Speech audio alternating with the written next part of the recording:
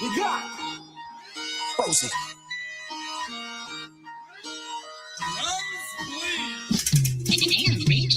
First off, you be frauding. Wendy Williams ass rapper, every day you talking. 45 days we've been waiting, go respond. I'm starting to think you the dyke bitch, not your mom. Midwest legend, right? Ain't you from the Lou? I know some niggas in your city, that ain't what they do. Fuck beef, you spilling tea on the net, you let it brew. Bring hockey sticks to your city, St. Louis Blues. We can't talk about your last couple battles, you trash. You got a couple fades waiting, hit the speed bag. Man, I saw you out in Houston and you tried to speed past. It was 95 degrees, you was wearing a ski mask. Black shades with a sweatsuit on, I'm like, you tripping. Then it dawned on me, Hitman was on your biscuit. You online popping shit right like you with it. It ain't gonna be that though, we know. You be bitch, you forgot about Atlanta when I saw you, you was broke.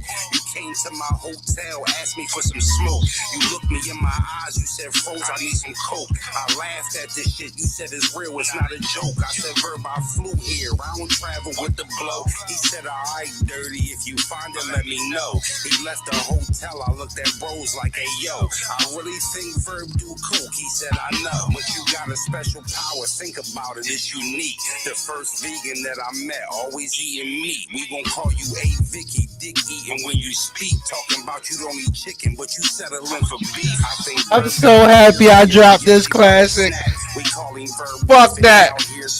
You are now rocking with DJ Froze. Run back. Yeah. No, Verb is part of one of the topics today. So anytime I'm talking about Verb on a specific day, I'm playing my shit. Hey, Vicky. First off, you be frauding. Wendy Williams ass rapper, every day you talking.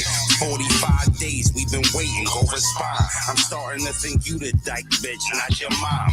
Midwest legend, right? Ain't you from the Lou? I know some niggas in your city, that ain't what they do. Fuck beef, you spilling tea on the net, you let it brew. Bring hockey sticks to your city, St. Louis. Pardon the interruption, y'all. Pardon the interruption. I'm in such a great mood today. Hey, real quick. Curtis Spikes, tell your mom I want a chewy. Yeah. Tell your mom I want a chewy. Let's get back to the festivities. Blues, we can't talk about your last couple battles, you trash. You got a couple fades waiting, hit the speed. A chewy, nigga. You out in Houston and you tried to speed past. It was 95 degrees, you was wearing a ski mask. Black shades with a sweatsuit on, I'm like, you tripping. Then it dawned on me, Hitman was on your biscuit. You online popping shit right like you with it. It ain't gonna be that though, we know. You be bitch, you forgot about Atlanta when I saw you, you was broke. You came to my hotel, asked me for some smoke.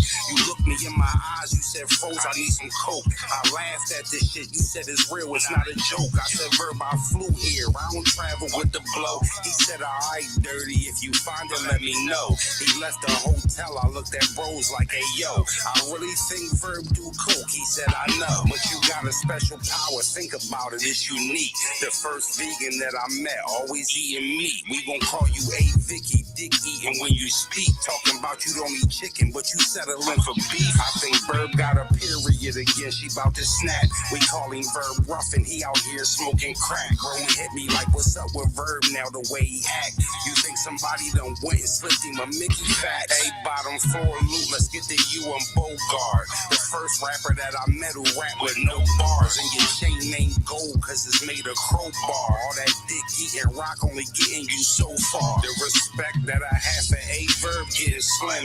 He talking about the mid-20s, knowing that don't you go nowhere, Jerry Wells. On the floor, I'ma spend the last time you had money. Don't you go nowhere, Jerry Wells. I will respond to that comment in about 60 seconds. You hang tight.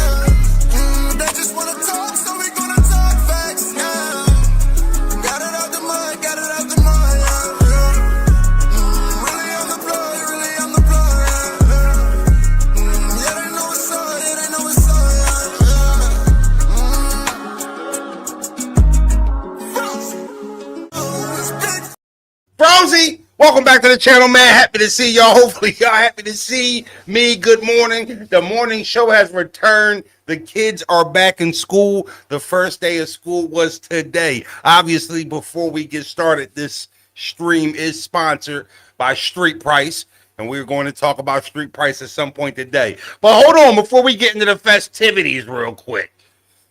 Just because a person don't like shit don't mean a motherfucker gotta be disrespectful. Everything ain't for everybody. Well, you know what? Jerry Wells DS5ZK Frozenberg agrees with you. You're right. Everybody doesn't have to like everything. When I take my mom to farmers markets, there's usually a lot of people outside selling stuff, right? Fruit drinks, smoothies, popcorn, all types of shit. And a lot of times, because they're vendors in a spot that they're running, they have samples that they give out to try to entice people to buy. And when you walk up on somebody's stand that's theirs, that they paid for, they own, it's their space, they're renting the space, it's their time, and you take a little sippy cup of their smoothie, and I take a sip and I'm like, this is good. And my mom takes a sip and she's like, not for me. She doesn't look at the person selling the stuff at the farmer's market and says, this is fucking trash. No, she just says, thank you. And we keep moving and we don't buy. Right? So when you don't like something, you're entitled to not like something. But when you go on somebody's space, when you come in somebody's area, when you're a visitor on somebody's property, common courtesy is not to be disrespectful if you don't like something. It's more like if it ain't for you, keep it pushing. Pulling up on Frozenberg TV at 10 a.m. as he's playing a Frozenberg song saying this is fucking trash is not what you explain. Shit don't gotta be disrespectful. So telling me my shit is fucking trash isn't disrespectful? So I understand you're trying to play Captain Saver, Yaggett, but respectfully, that wasn't respectful. You don't gotta like A Vicky. But you keep it, Froze, this ain't for me. I wouldn't have said nothing. Hey, Froze, I don't really like the song. I wouldn't have said nothing. This is fucking trash. I want a Chewy from your mom is my response to that, nigga. Now, you know, it's good to see y'all. I missed y'all. You know? Everybody ain't got to like everything. They don't got to like everything, but you don't got to be disrespectful in somebody else's space. It's that simple. It's that simple, Jerry. But welcome to the morning show. You know, I feel like we as people feel like our opinions are warranted, required, and needed. And every time that just ain't true, including me. Right? Your opinion ain't needed on everything. That's why there's a comment section on YouTube. Sometimes I give my opinions on things, and people be getting in the comments, who does this fat freckle face fuck think he is? And I be like, whoa. But then again, that's might have how he read my opinion. Yo, who the fuck is he to be thinking? I get it. I just run a morning show, so we talk. But, you know, sometimes we just got to know. Like, I don't got to leave a comment there. So, but also, F the haters, dog. That A Vicky shit is fire. I appreciate it. Listen, you know how I know A Vicky is fire? Because it outviewed a lot of niggas' disses. Right? Think about it. It outviewed a lot of disses on a lot of big channels. A lot of big name rappers dropped disses that didn't catch A Vicky. I'm proud of A Vicky. It was dope. It was something special we did in a moment where it was a good moment for battle rap. And dropping A Vicky, Frozenberg TV, Ice is in the chat. Guess what? We made ourselves a part of that history. That battle rap dissing shit, A Vicky's a part of that. You know what I mean? So I'm glad that we got in on that. And you know, I don't regret it at all. You know what I'm saying? Oh, shout out to Needles and Threads, my sponsors. Look at this shirt, y'all. Look at this custom-made shirt. So these are some of my most prominent bodies and W's on this shirt. It's super dope. Respect to every rapper on this shirt. So I believe this is Ill Will. This is Loso. I believe this is Chilla.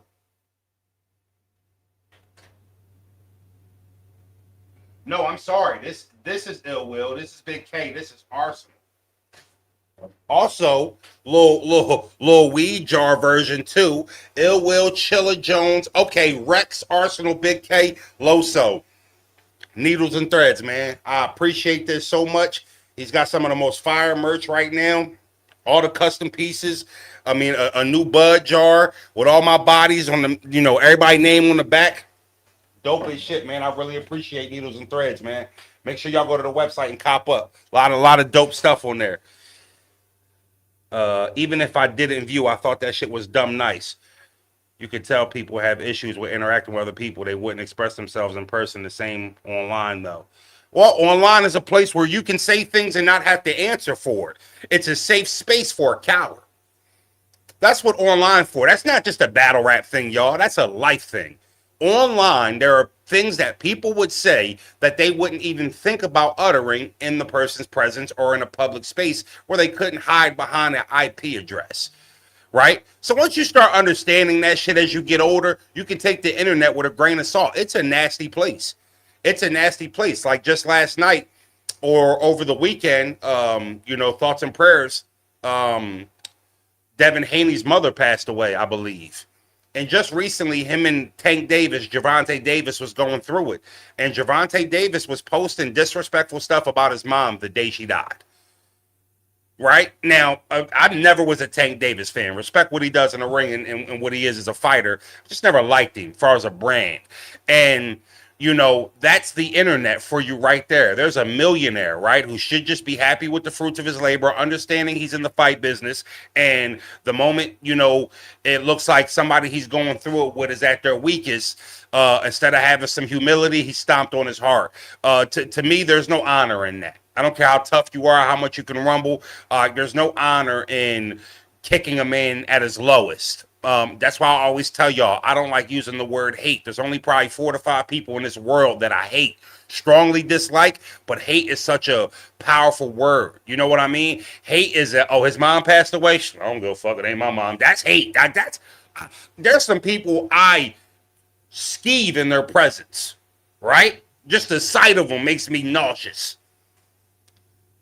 They lost their mother or their grandmother or something like that. I'm not sitting back like, bitch ass nigga. I'm like, damn, it's fucked up. You know what I mean? Just a little humility. You don't have to like somebody to show some humility. There's not a lot of humility on the internet. You're not going to find that there. It's a dangerous fucking place, right? Something could happen to me catastrophic tomorrow. There's going to be a lot of support on the internet. There's going to be somebody somewhere who sees that moment, knowing I'm hurting, and take that time to cross the line, because the internet doesn't necessarily mean you have to face it. The internet doesn't necessarily mean you have to be called out on it. You're going to have to stand on what you say. So everybody's tough on the internet. Everybody has a voice on the internet, and that's what the internet is. So, right, you got to take it with a grain of salt. And once you understand that, you look at things a little differently. I'm not perfect. I slip up. There's so many things I wish I could ignore. Right? There's so many times where it's like, yo, I could have ignored that. That wasn't worth my time. I didn't gave that too much attention, right? We human, though. It's about processing your mistakes, being able to, identify them and, get better as you move on. Froze, I appreciate your mature outlooks on life and issues, man. You came a long way. It's noticed. Thanks for the positivity. Much love to you. Man, only 30 likes is wild. Well, you know what? We in the intro of the show. I'm going to get niggas at least till 10:30 to get the likes right before I start bitching. First day of school. So I've been up since 6 o'clock. Pigtails, outfits and shit. You know what I mean? Extra. They used to hate when your mom used to do that shit. Right? I try not to do shit like that. The lick of the thumb and the wiping the crust out. You don't get a washcloth and go wash that motherfucking baby face. But see, the problem is too, parents don't understand gentleness in the morning. Ain't nobody got time for that shit. You know what I mean? You ever been over a shorty crib on a Sunday, wake up, her kids got to go to school in the morning, you roll over, lift your eye up, she got the motherfucking rag in her hand, scrubbing this baby face like she trying to flatten some cement.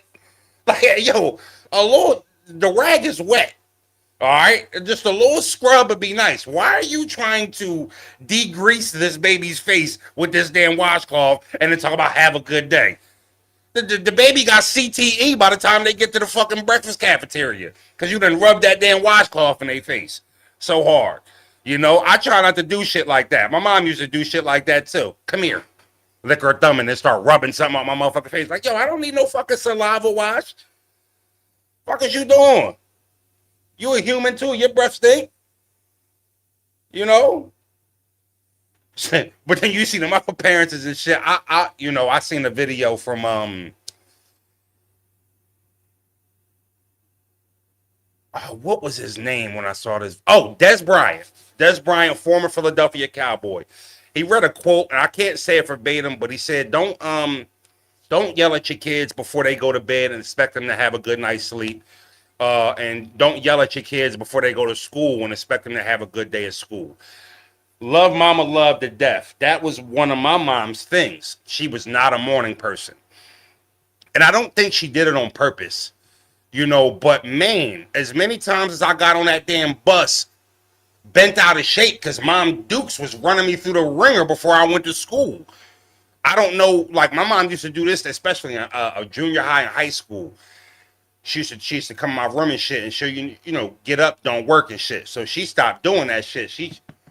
I'll be in a dead sleep. You just start feeling this hard ass poke on your arm. My mom used to wake us up like that. Bros will tell you the same thing.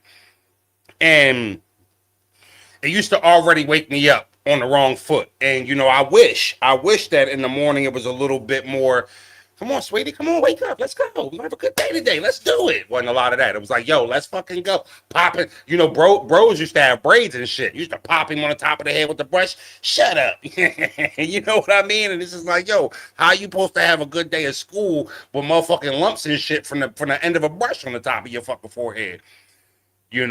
So, did bro just say Philadelphia Cowboy? I said former Cowboy. Former Cowboy. If I said Philadelphia Cowboy, pardon that. But, you just try to send the kids out with good spirits and shit. Send them to school in a good mood, right? You don't gotta over pressure them and shit like that. And that's the stuff I try to do that I didn't like from my childhood. I try to implement it in how I parent. Pardon me if I said that.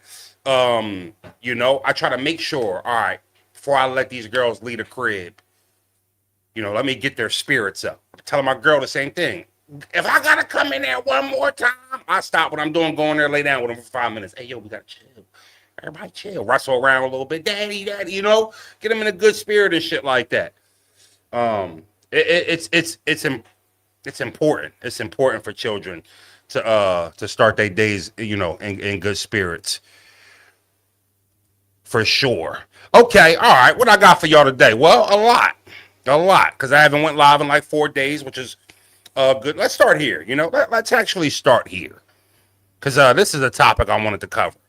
Thumbs up if you in tune with the Sue Surf and Big K saga over the weekend. All right, I could not wait to talk about this. So Surf is back. Surf is implementing himself. What's going on, Los? Surf is implementing himself back in the Spaces community, and everybody who's in that community is falling right in line. And it's one of those scenarios where I actually got to eat some crow on this, because I've seen people say it on the timeline. Yeah, like, yo, I need such and such to shut up. Like, yo, why is such and such in there talking while Surf is talking? And my first impression was like, yo, who the fuck y'all think Surf is to where nobody else can talk?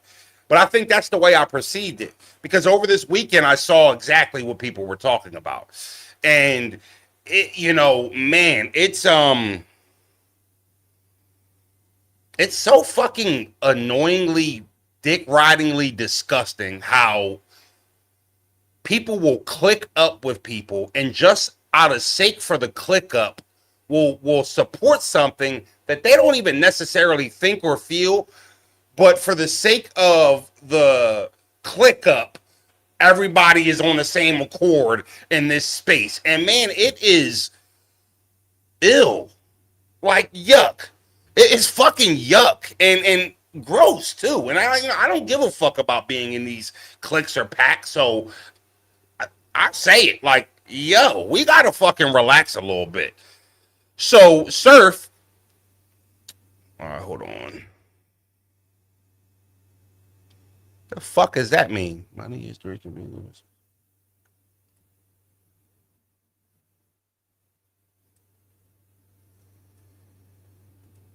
Yo, Twitter drives me insane, bruh. The way they just completely keep changing this app up. All right, I'll do it this way. Look at me, man. Pardon me. I have all these bookmarked, but they're not showing me my bookmark, so I'll go through the timeline manually. It's all good. Here's Surf's Twitter. So help me if I'm wrong on something. So Surf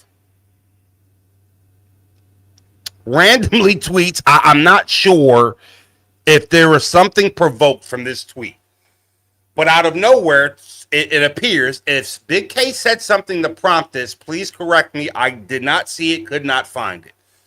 Big K, just another nigga on a long list that's in the same position he was before I left, with a yawn emoji. And when I first saw this tweet, I'm like, damn. What the fuck did the Big K say? You know, I started searching around, looking for it, and I couldn't find it. Hold on, I'm in the chat. They put, I'm so tired of the what the hell, Surf come out, they're gonna pass out. So he tweets this out. Just another nigga on a long list of people. So I see a couple comments. Went from champion of the year to battling Stab Wound Steve on backyards. So Big K responds. He says, absolutely the same position. Free. You're in an interview calling your father a square in an attempt to relate to the retarded youth of the world. All you did was sign a contract. And from listening to you talk in interviews, you are the perfect person for the job. Damn. So, so in this tweet, and I'll get back to it, there started to be some backlash. There started to be some, like people were trying to make it seem like it was racist. Like, literally. Look, I'll show you some tweets. I mean, people are really standing on this hill too. Let me see if I can find one for you. So I believe Muat was one of the people who respond. He said, by retarded youth, you mean young black people. And then people go into the, see, that's why y'all don't let white people in the culture. See, want to culture appropriate our culture, but make comments like this. And man, if I didn't think that was a Mr. Elastic fucking reach, a reach. That's not what I read. So they do a space on it, and I'll play a little bit of it so you can hear where they took this.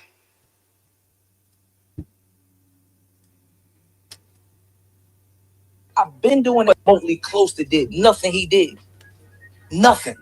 You ain't been on the cards. You wasn't even in a room with the card. You wasn't invited. I've been doing that shit. Fuck nigga talking to me about a Big K.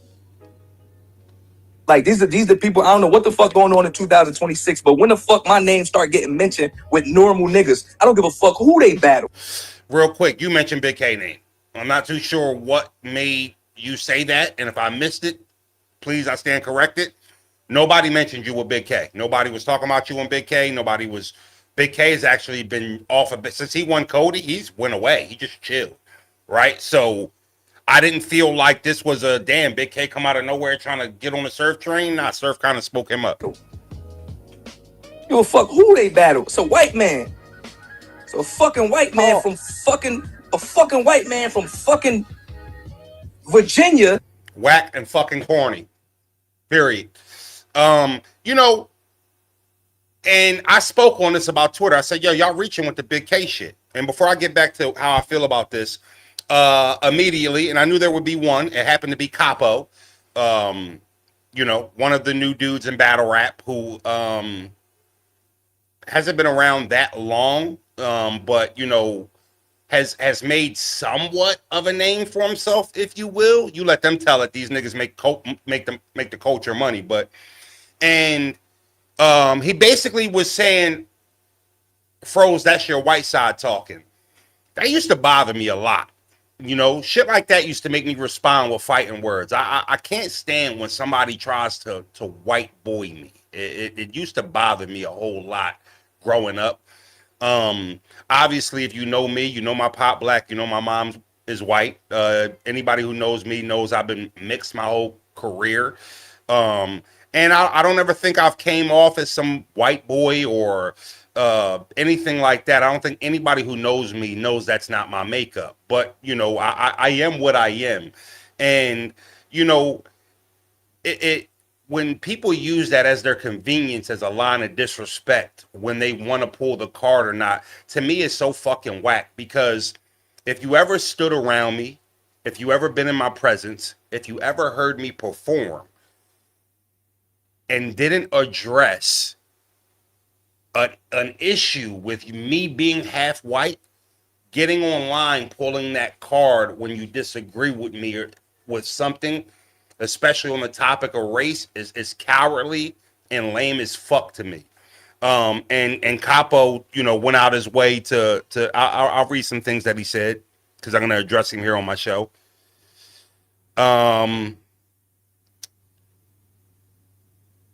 So he tweets, I said, niggas reaching with the big K shit. He says, sure, pal. And he plays a video of when they said Big K said nigga in a battle.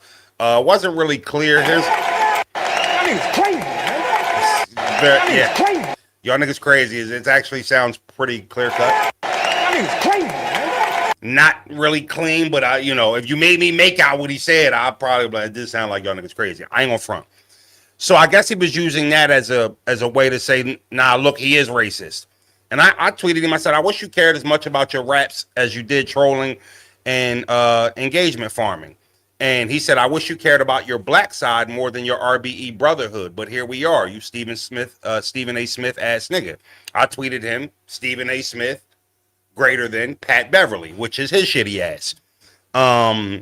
And he said, and commentating for sure, couldn't hold a fucking candle on the court. Talking about in battle rap, I couldn't hold a candle to him. So I said, do what you always do, Capo. Hands on your knees, shake your ass for Frank to see if he'll throw some stripper ones at you to make it happen. You know, the sponsor boy, they all be dicky and trying to get him to throw money at him anytime they can. So, you know, I went there with it. His response, it's always the niggas that ran the money away that use a sponsor as an insult. Never seen nobody that's about paper take this approach. Your talent turned a high-earning league owner to a full-time blogger. These kids, right?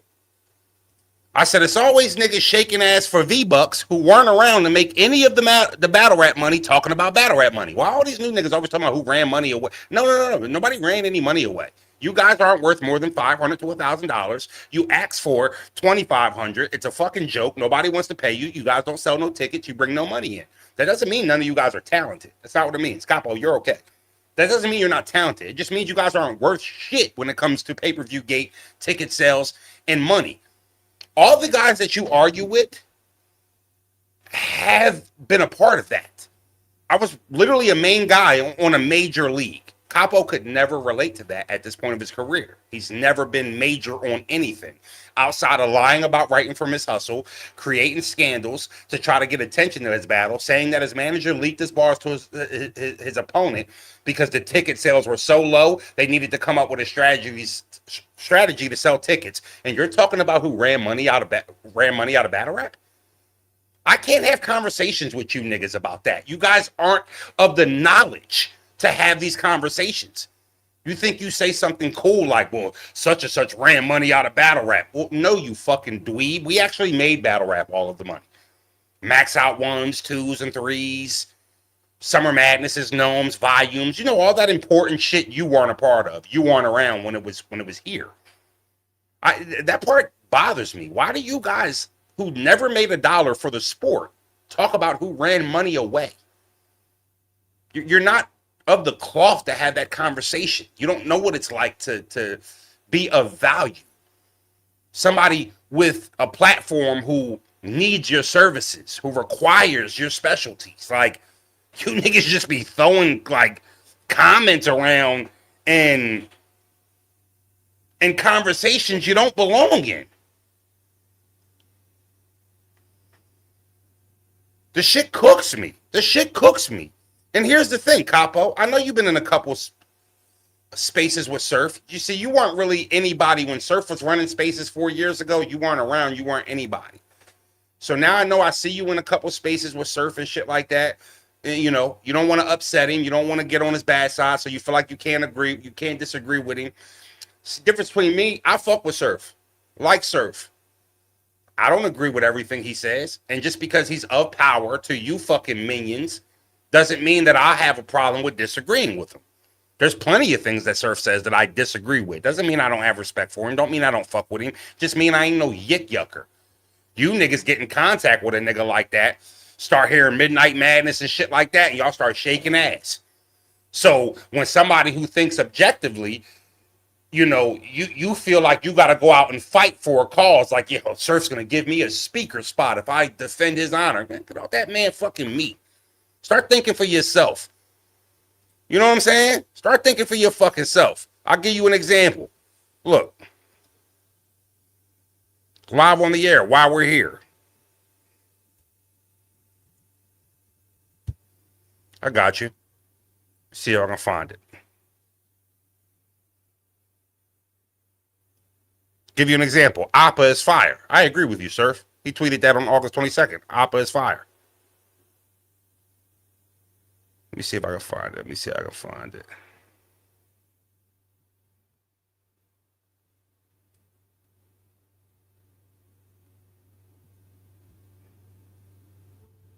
Let's give y'all a live example real quick. Hold on.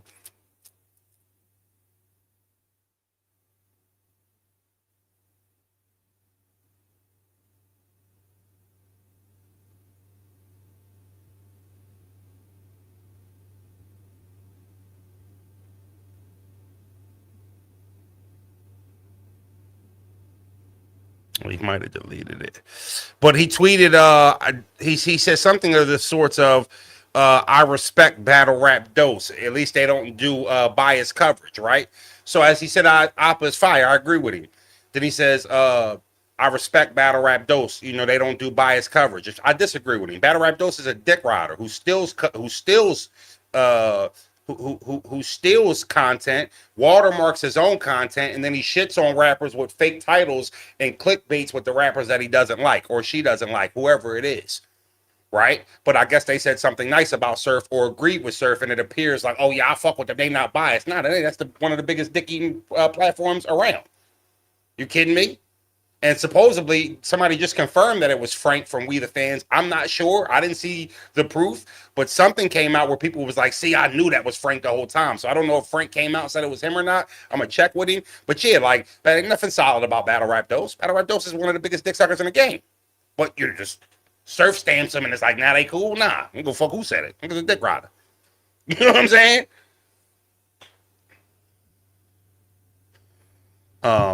Be careful, Fro. Surf's gonna see this. Well, I'm not dissing Surf. Surf is free to disagree with some of the things I say. Cool thing is I was running this show while Surf was booked. Always said what the fuck I wanted and how I felt. That won't change because Surf is home.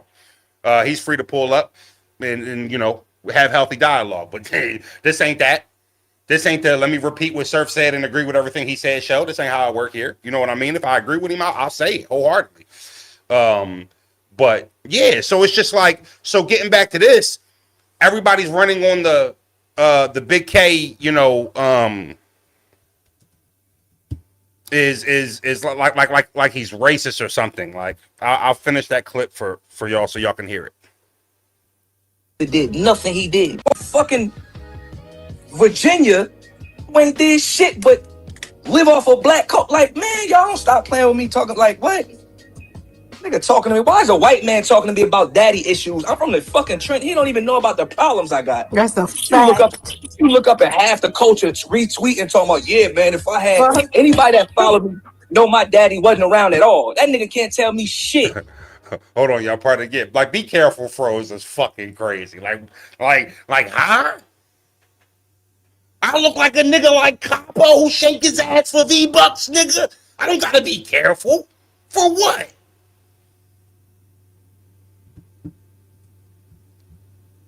No, let's not be careful. I danger. Fuck is you talking about? No, I don't want to be careful now. Now let's be dangerous.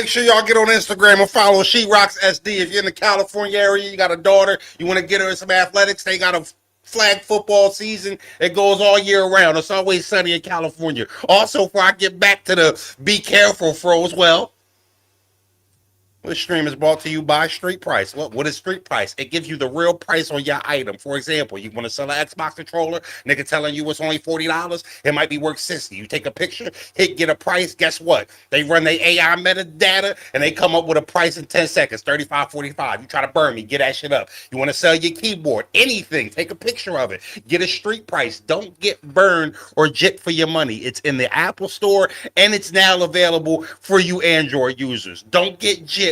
Get the Street Price. They won't lie to you. Now, let me explain something to you. No disrespect to main man who said be careful, froze, because I think that was a sarcastic comment. If he was true, you know, I sympathize with him, but I thought he was being sarcastic. Telling me to be careful because I disagree with something Surf said is literally the type of people that I just explained. Right? Not being able to think for themselves, fearing that if they because he has such a cult following, everybody dick eats, that if you get on his bad side, that it must mean something bad for you. I don't think like that. I think objectively. And as a man, I feel like another man or an adult could respect somebody saying what they feel rather than saying what they think is supposed to be said. Right? I'm not one of those people. And I am totally okay with being cool with somebody and then not being cool with them because I said what I felt and that bothered them rather than them respecting me, keeping my opinion genuine and honest. I mean, are you out of your fucking mind? When did I create a notion that this was this type of platform where I needed to be careful about something that I spoke about if I felt a certain way about it? I mean, I will rumble one of these niggas before I be careful about what the fuck I say. I am careful. I talk within the lines. I don't bring up people's personal fucking family members and then break it down about why they owe child support and shit like that. Nah, yeah, I might have violated a couple bloggers, but them bitch ass niggas ain't no rappers. It's different. Right? You know what I'm saying? But you niggas is bugging. You niggas is bugging. So, Surf, let me finish what he says. Fuck is you talking about? Like, these niggas is, we all listen to this fucking cracker talking about what the fuck is acceptable and what's going on in the trenches. The facts is cooking me. The facts is, that shit is cooking me, bro. Stupid. Can't relate. Cannot relate. Like, come on. When the fuck I woke up, I ain't never seen so many black men lying in their life. Everybody listen to their father now. When they get y'all goofy asses out of here. They tried to twist that narrative so much. Yeah, man. Why the fuck you ain't gonna listen to your father? If your father, none of us listen. We all say the same shit. So what do that mean? If I knew what I knew now, what that mean? Wouldn't do what I did then. Exactly. Hindsight is 2020. All these sayings exist for a reason. Listen, I grew up in Norristown, North Hills Projects, Crestmont Projects. My pop wasn't always there.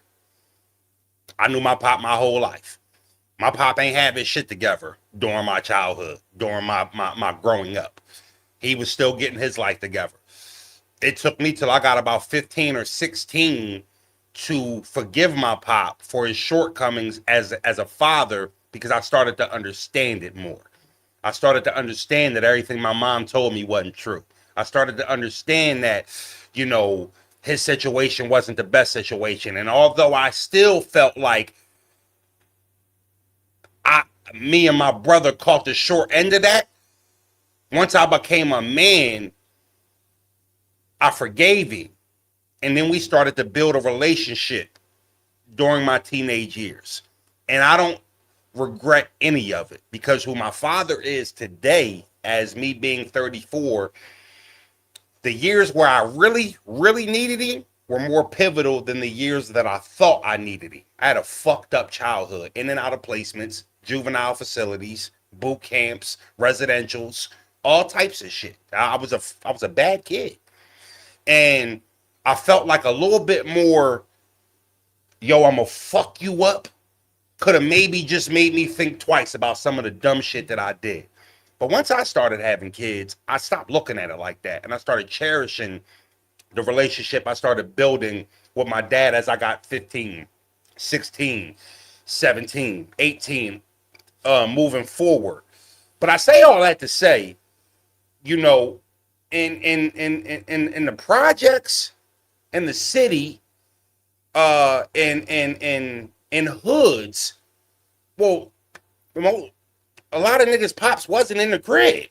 That is a fact. If you grew up in them type of neighborhoods, that is a norm. But it's also a stereotype because there are black fathers that are in the house. There are fathers that are there, and they're outnumbered by the ones who aren't there, and they get no fucking credit. So I don't know if by coincidence everybody sitting in this space with Surf, Pop wasn't around, or niggas who Pop was around just was quiet. But when I seen Big K make the comment in response to his comment, he was just on an interview talking about your dad wasn't there, trying to relate to the retarded young youth. I didn't read that as, damn, Big K just talking about young black kids without fathers mocking them. Like that, I didn't read it like that. And I didn't hear it like that. And if you want to say, because I didn't hear it the way you heard it, there go Froze Whiteside talking again. Well, eat a dick then. Eat a dick if I gotta be white the moment I don't agree, or the moment Surf goes at a rapper, he happens to be white, the rapper claps back, and it's like, oh, when I start listening to some crackers, see, that's the problem. Y'all let crackers in here, and it's just like, it's weak to me. It's weak to me. It is. It is. If you don't, if we ain't gonna have them in the culture, we just ain't gonna have them in the culture. But don't have them in the culture. Wait for something they do that you don't like, or them to disagree or defend themselves, and then pull it up like you a guest here anyway. Well, hold on. Since when? Okay, since the beginning of time. Fine. That's not a card you get to pull when it's fucking convenient. If that's the case, A Ward, fuck up out of here. None, take your punk ass too. No disrespect, none. Do you know? All y'all niggas gotta go then. What I'm not, you know what I'm saying? What I'm not gonna do is call Big K a guest, shunning, and then act like A Ward cool. That's fucking corny to me. That's corny to me. And what's weird is, too, I didn't understand where Surf's angle was going at Big K randomly like that. Like, did he see him versus Adi Boom? I was like, yo, is he trying to make a battle with Big K? Is he looking around like, yo, Big K, big name, not as big as me, but I could, like, that's a pick 'em back. I can get out on Big. I don't know if that's the nigga you really want to be fucking with.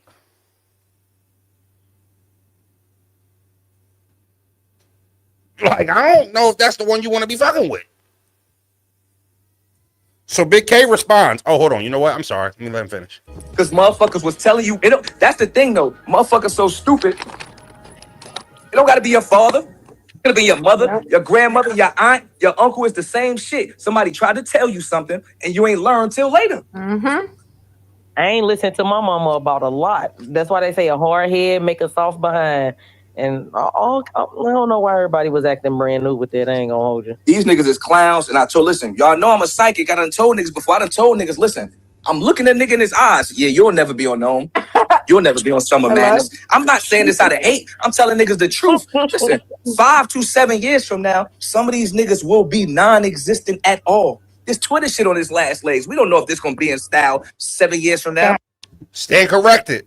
Big K tweeted him first. Sue Surf says his dad couldn't tell him the streets wasn't it because he's a square. It took for people that are doing long sentences telling him his streets ain't for him to understand. Big K tweets, laughing my ass off. This is who y'all been wanting to come say battle rap. Rest in peace to anybody who looks up to this type shit. Babies raising babies. First off, that changes everything about the approach of the argument. Nothing changes about the race card, the Big K was being racist. Like still don't dance with that at all.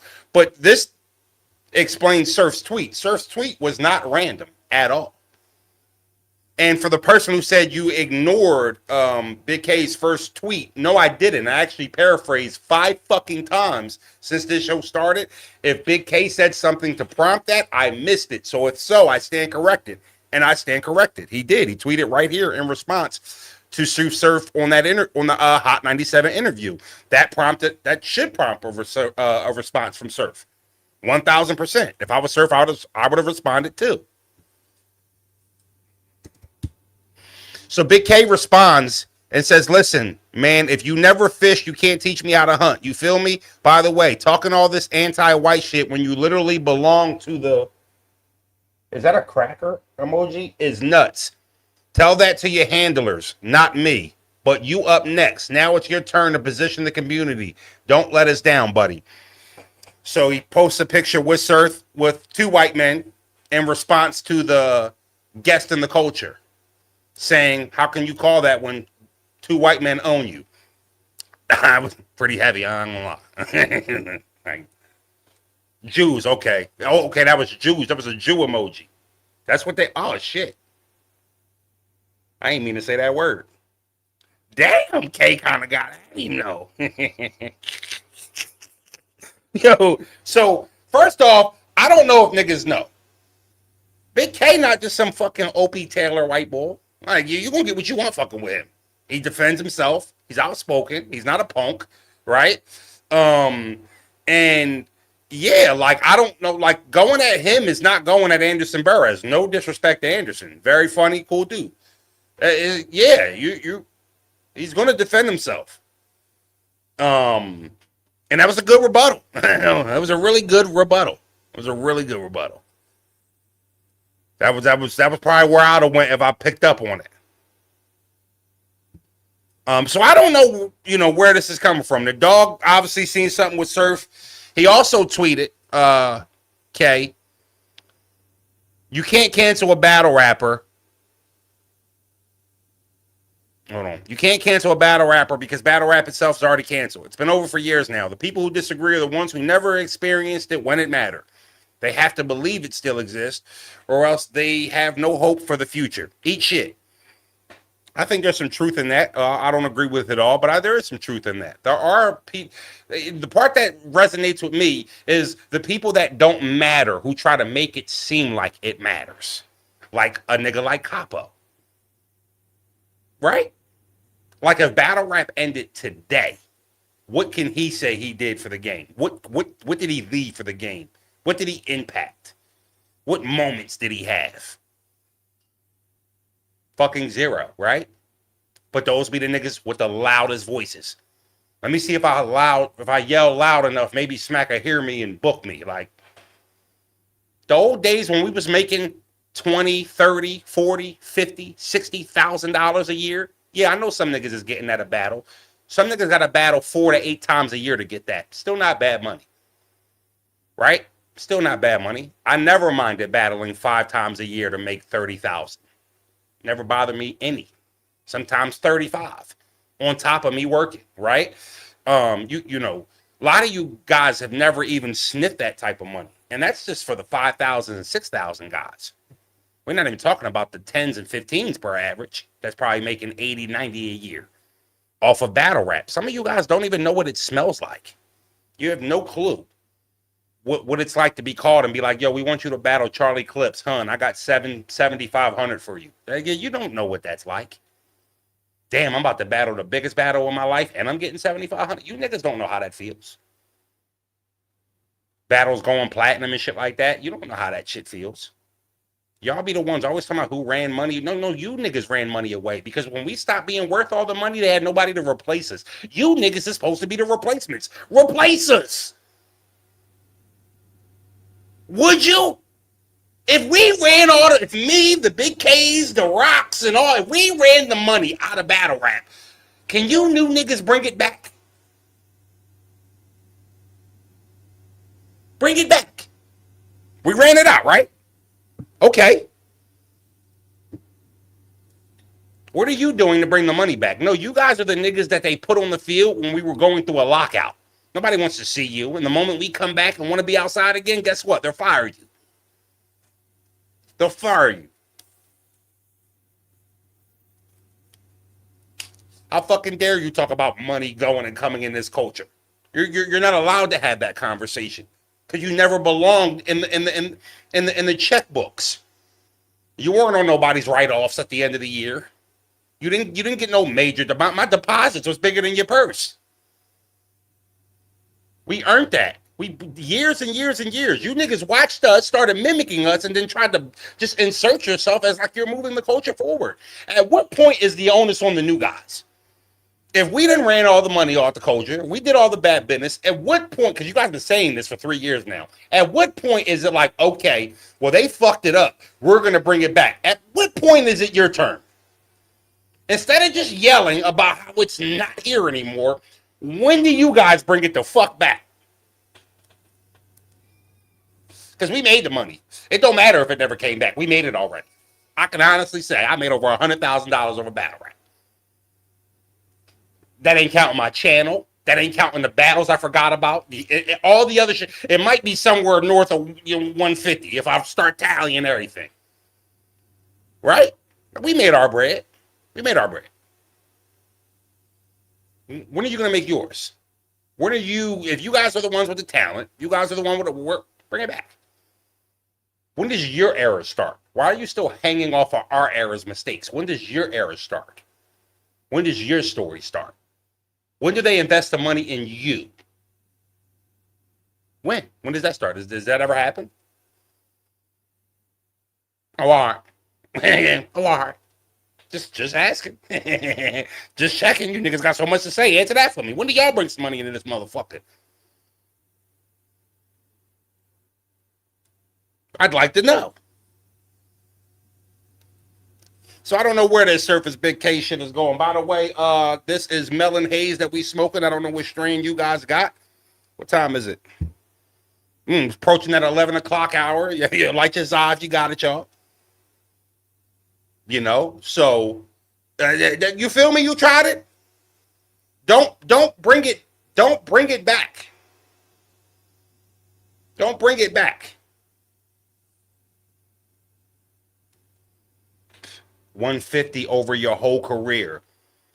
So I would say in the first 5 years of my career, I've been here since 2010, it's 2016. I'd say for the first 5 years of my career, I probably made under 25 to 30. Because the first 5 years of my career, the first 3 years of it was 500, 750, 900, 1100. Like that's the first 5 years of this shit. You know what I mean? That's where my purse was. I didn't start making real bank in battle rap until 2021. 2020, 2021 is when I started being able to make some tallyable money. Everything else was sporadic.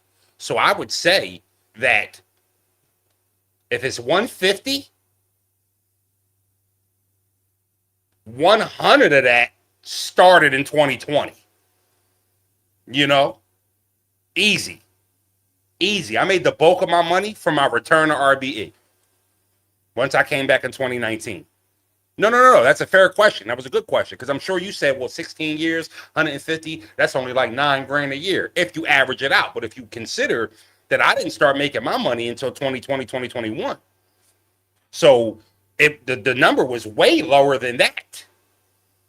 Right? And I'm sure there are rappers that have made that in 2 battles and shit. I'm not Sue Surf. I'm not Hitman.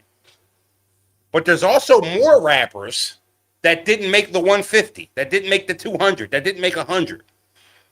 When Bros was my manager, is when I started getting all that money. Yep. You got to understand, I was low and mid-tier that whole time until I went on my run and changed it. And that's you having a job. That's a good living. That's more than the average man. Well, yeah, you got to understand. I also had a job that was clearing fucking 55, 60K a year. It wasn't bad.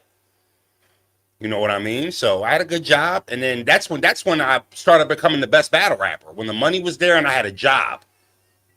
You know, shit started becoming special. But I don't want to make it about me. But yeah, so a lot of you niggas haven't touched that bread. You just don't have any fucking reason to be talking about who made money, who ran money out. Start talking about how you're going to bring some money back. That's what we want to hear.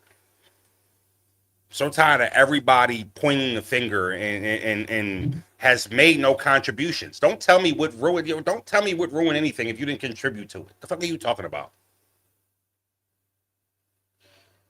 Hello. Treehouse names of the buzz and shoppers are saying, oh, next week is my draft. Next week is my fantasy football draft. I got 4 spots left. 4 fucking spots on the ESPN fantasy app. KyleGrossFroze@gmail.com. I need to get these 4 spots filled. It's a money league. It's 25 to enter. Before you niggas be like, oh, nah, I ain't know. It's 25 to enter. It's a money league. Finna drive back to the East Coast. Can't wait to be home, man. Hey, safe travels. That's the champ speaking. We locking in the next week or so, too. Can't wait for that. All right, something else I wanted to talk about. You know what? Before I get to that, I'll speak about this real quick. I also seen Surf go at Eazy. I think he deleted the tweets because I was looking at it. But Eazy had said something. And Twerf said, and Surf had said, so you got punched in your face for nothing? And then Eazy had said something about him being in the interrogation room. Kind of seemed like he was alluding to some telling shit. Surf said boo. And that was the end of that. I don't know if they're battling or what the fuck they got going on or what that is. But, you know, what I will say is Surf becoming this new spokesman for battle rap and shit like that, there's some good to it too. But there's a downside to it too because Surf's a bully. Right? Like, depending on who you are and shit like that, the way people follow him, the way people be on his dick, you know, and can't think for themselves when they're around him, it creates because this is how powerful he is to a degree, to the minions. When I was on my run with RBE, people were acknowledging it, but not everybody was accepting it. The moment he got into his space, he had 3,200 people in his space. I got in there and he said Rosenberg Raw is the best at RBE. And just like the floodgates opened. Everybody, yo, he been going crazy lately. I just saw you say I was ass in another space a week ago. You know? So like Surf started that king of RBE shit. The best of RBE shit is Froze. Like Surf started that. That narrative literally started from Surf. That KFC nickname that RBE had started from Surf. You know what I mean? So there is no one man should have all that power. There is a power that he does possess in battle rap to galvanize people, especially people who are easily influenced. And he can turn people on you. And I think that's why people say shit like, yo, be careful. Froze, you're talking about, you know what I mean? But for somebody like me, I don't give a fuck. But what I will say is there is a good side and a downside to that. Because if he don't like you, you know, there's somewhat of a smear campaign that he can run on you. And people who fuck with you but are, again, easily influenced will jump on that train and shit. And I think that's what people mean by, yo, be careful. Because some people fear that. I'm at work, gotta hit the pen. All right, I can't even hit the pen at work. You know what I mean? Surf Suns people and they turn around and call him powerful. No, power is if I tell you the sky is green and then 150 people be like, yo, I knew I wasn't tripping. That's power. That's power. Whether you like it or not, or whether you're one of the people who are going to say, you know what, maybe it is green. Or you can be like, yo, I don't give a fuck what Surf says. That's blue. That's what you have to decide. But that doesn't change the fact that a lot of people are going to be like, yo, I swore that shit was green, Surf. I knew I wasn't tripping. It's more than. Like, no bullshit. It is more than people. Yo, man, see, I knew I wasn't tripping, man. I swear to God, I knew it. It's green. Thinking about starting a business, becoming your own boss? Maybe you and your team got a plan but don't know where to start? Guess what? Froze knows a guy. Contact my good friend Mike Cruz at Endzone Sports. Let me tell you about Mike and Endzone Sports and what they do and provide. They bring junior rec leagues to your neighborhood. We all know we got kids. We all know they need less time on the iPads and more activities, and that's what Endzone Sports provides. Mike invested in Endzone Sports. He made his money back in the first season. But don't go through the website. Go through my guy Mike Cruz. You're not going to get the information about the bumps in the roads and how to navigate without going through him. He's been feet on land, he has the experience, and now he wants to show you how to become your own boss. Endzone Sports, bring one to your neighborhood. If your friends won't tell you, Frozy will. I'll give you another example of power. You know that disrespect, that running joke, that underlining backhanded like respect that people have for Cortez nowadays, or the last 5 years, where people just started talking about Core like he wasn't a legend? Sue Surf. That is a direct example. JC too. One of the best writers in the game until Sue Surf started clowning him. Now we start talking about him like he's some fucking, you know what I mean? That's power. He literally derailed the legend status of fucking Cortez, bro. Literally had people talking about Cortez like he was some fucking slap dick battle rapper who didn't have no credentials. Because the moment he said Surf was corny, a percentage of people was like, yeah, you know what? He is corny. I never liked him anyway. Damn. Damn. Cotton Bud. Well, are we talking about Cotton Bud or Cotton Bud? And Chocolate Tie? I thought it was Chocolate Top. Like Chocolate Tide. I didn't know it was Chocolate Tie. But I mean, he put a complete smear campaign on Cortez. It was, I mean, and it was efficient.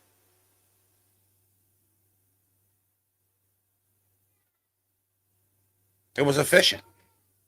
And Cortez is a hell of a battle rapper when you look at it for his career. He just is. But the new story of the latter part of the year is people won't talk about it like that. I know better, though. Cortez has had a hell of a career and a solid battle rapper, and he's a legend. And he was a tough out, especially in his prime. It was nothing easy about just walking through fucking Cortez in his prime. You had to be of a certain cloth to whoop on Cortez's ass. Wasn't anybody just whooping on Core ass? You know? So fair, he might have been right about Cortez. He wasn't right. He wasn't right. Nah, I'm telling you, he wasn't right about Core. Was nice, bro. Core was nice. Core wasn't sweet. He wasn't just some you know, but he helped throw that salt into the wound. Okay, non-battle rap. And I need y'all for this, man, because I have a strong opinion on this. And we're gonna toe the line here, but so what? Right? So, and this is not more of a sports topic, but it generates from sports. So obviously, if anybody follows the WNBA, you might not. But even if you're a casual, you know, you see the Caitlin Clark bullshit, the Angel Reese bullshit, you know, every now and then, or just stuff like that. But the WNBA is going through a crisis right now. And a former NBA player, 10-year plus center, I believe, Enes Kanter, just an average role player, but played on a lot of solid teams. And he was an okay basketball player at the pro level. Nothing really to frown about his career. He had a nice long career.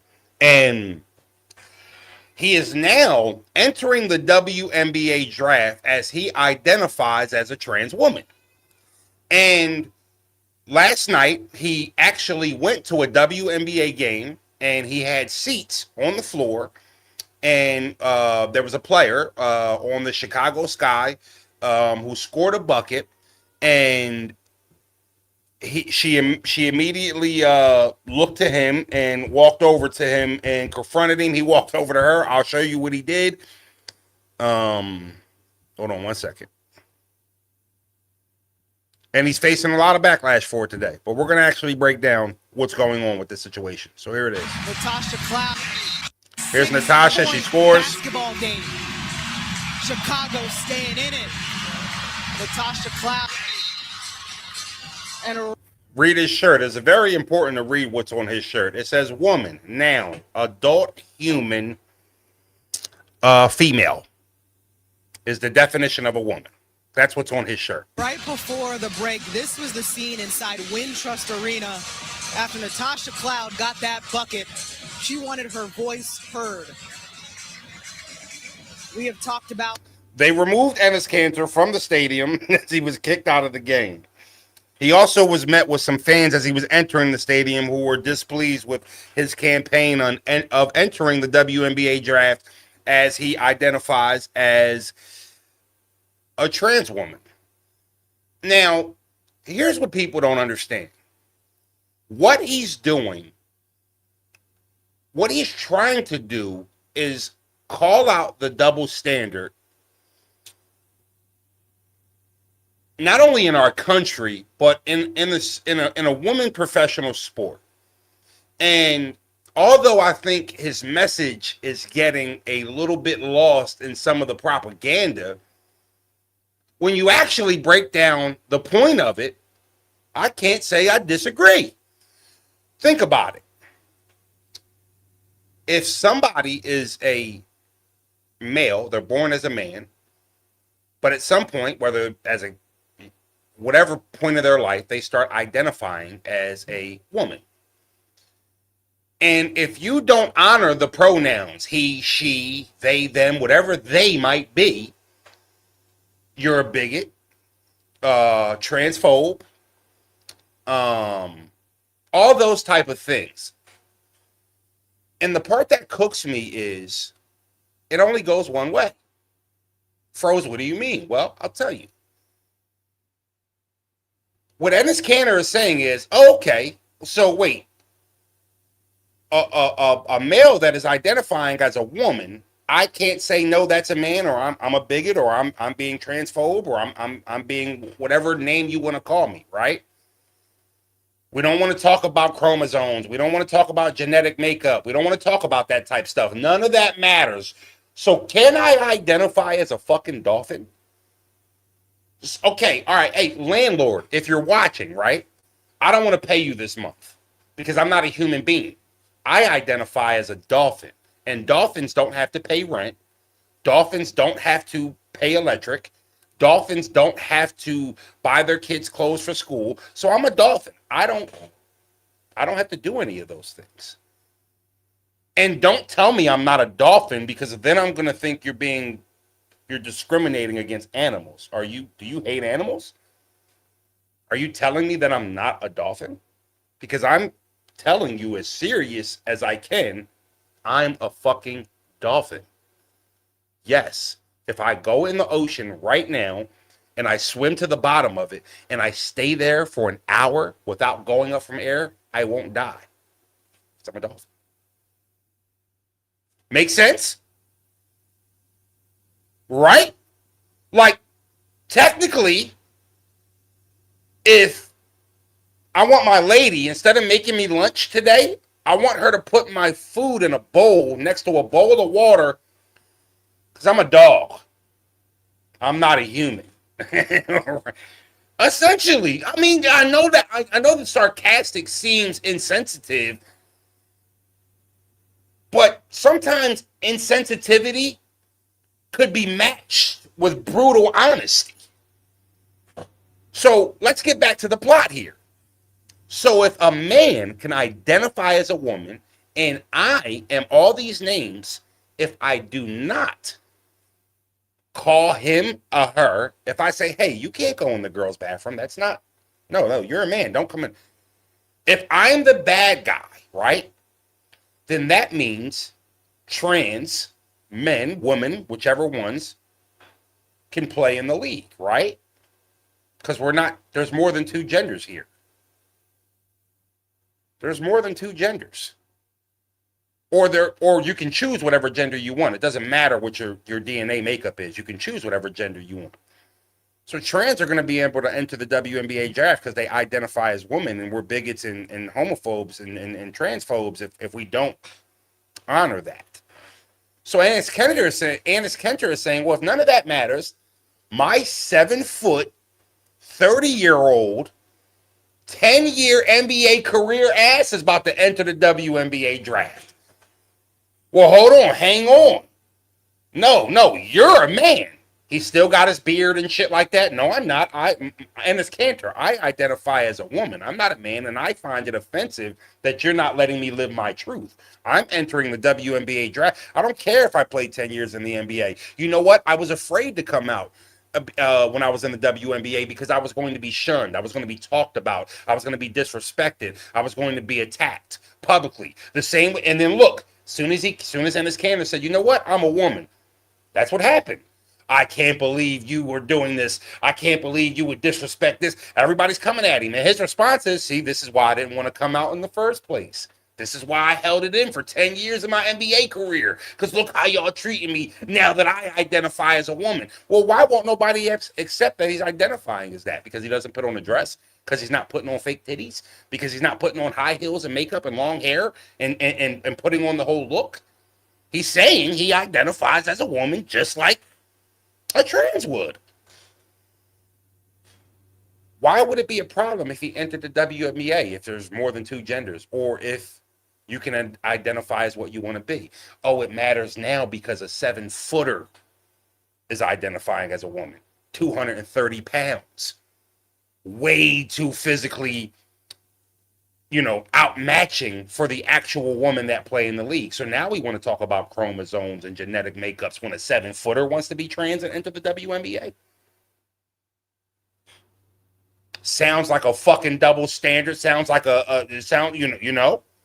So his message is really beautiful if you ask me. I'll take it a step further.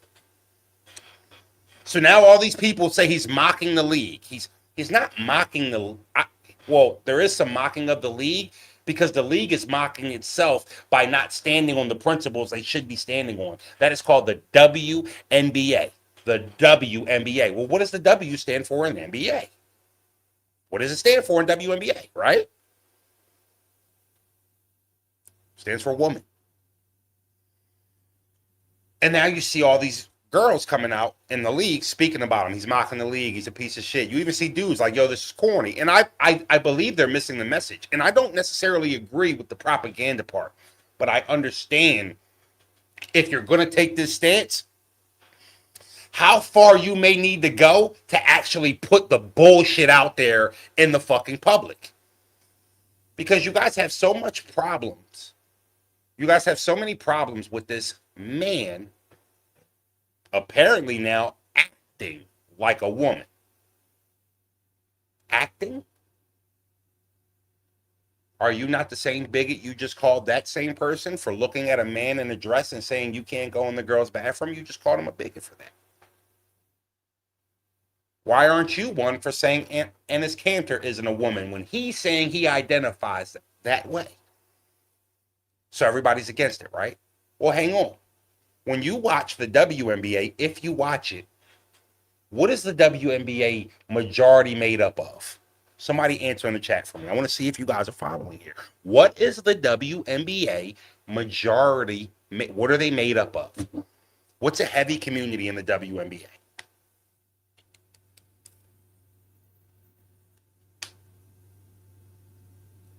I'll give you a minute. Oh, look, first comment. Studs. There's a lot of them. Queer community literally dominates the WNBA. Straight females have talked about the hazing and the bullying that they go through by the gay women in the league. I mean, if there's 300 players in the WNBA, I mean, literally 250 of them are studs. 250 of them are women posing as men, acting as men. But you know the funny part about that is the WNBA endorses that. They endorse it. There's nobody challenging these females, asking why she's wearing baggy ass pants with a button up, with a long ass fucking tie, with a buzz cut, with they strap hanging out their jeans. Nobody says anything about it. Doesn't bother anybody. So we can have a league of a bunch of females posing as men, but when a 7-foot, 230-pound man says he identifies as a woman, he's mocking the league. You ask me, he hit a home fucking run here. He hit a home run here. The end goal is to protect female sports, to make sure that a man who wants to identify as whatever he wants, he very well can. He's free. You want to identify as whatever you want to identify as, that's fine. But this is a sport for women who were born as women, as girls, females. It's not for who you identify as. Because if that's the fucking case, the world as we know it, everything is in question. If I'm not going to lie to you, respectfully, if the WNBA start letting people who identify as women play in the league, I want to say this humbly and gingerly. I too once had a basketball dream. Now, I'm going to leave it there. I don't know. Listen, I ain't on no gay hit. I ain't on no, you know what I mean, shit. But what I need to identify to play professional hoops, I ain't got to change nothing. I ain't got to wear no freaky shit, no zesty shit. All right. Well, I identify as a WNBA player then. Who want to sign me? And where the fuck do I sign up at? I want to hoop. I want to hoop. I don't care if it's for the Phoenix Mercury and not the Phoenix Sun. Let's go hoop then. Throw this bitch right in the post. Huh, drop step layup. Can't do nothing with me. You shit me. I'll be right over there. Swing that shit. Swing that shit. What are you talking about? You ain't even got to fucking pay me. Just pay for my travel and my hotel. You ain't got to pay me shit. I play for the veteran, none of them. Shitting me? So what I will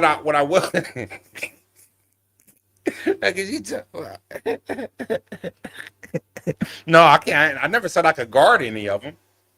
If you don't think I could throw Caitlin Clark in the post and get a bucket, you wrong.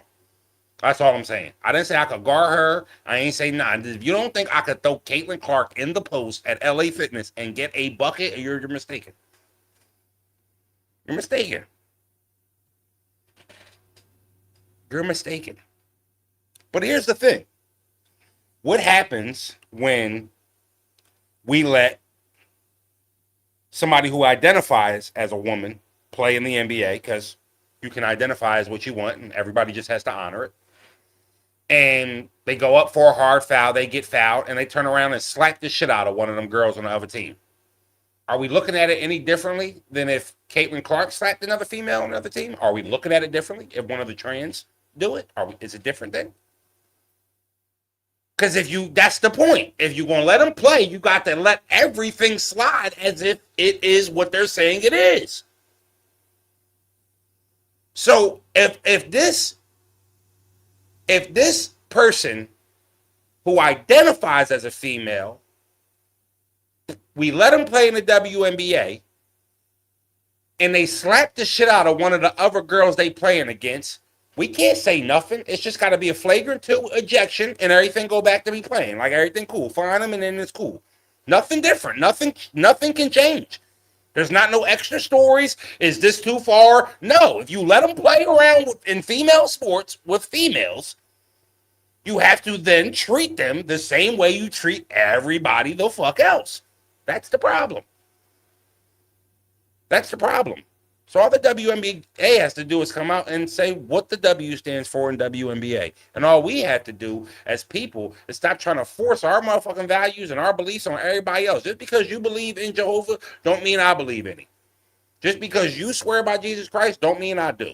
Just because I do don't mean you do. And I'm not going to force that on you. Right? My grandma used to do the whole shebang. Get up in her heels. Feet hurt any other time, but on Sunday, jumping up in big ass hills and shit, talking about you know? I ain't think this shit was real, but grandma swore by it. I wasn't going, you know? And I couldn't question if she was hearing him or not, because the faith was so real. I did not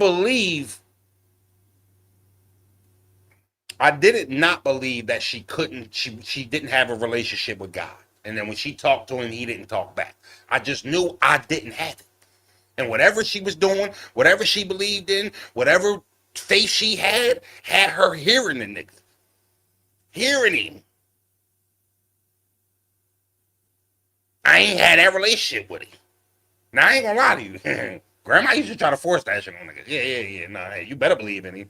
With a whole church shoe. Devil is a lie, right? But Come on, man. Come on. This shit ain't that hard. This shit done got out of control. We over here questioning that somebody who identified with a dick swinging in between their legs as a female if they could play in professional sports with women. Let them box too. Everything. We can't curve it. Like, come on. Come on. We might as well get Krishan Rock.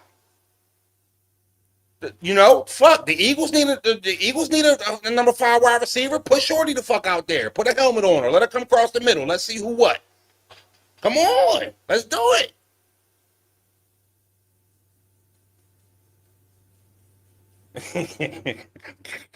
I ain't even mean to. He said calling God this nigga is crazy. Did I refer to God as a nigga? Oh my God.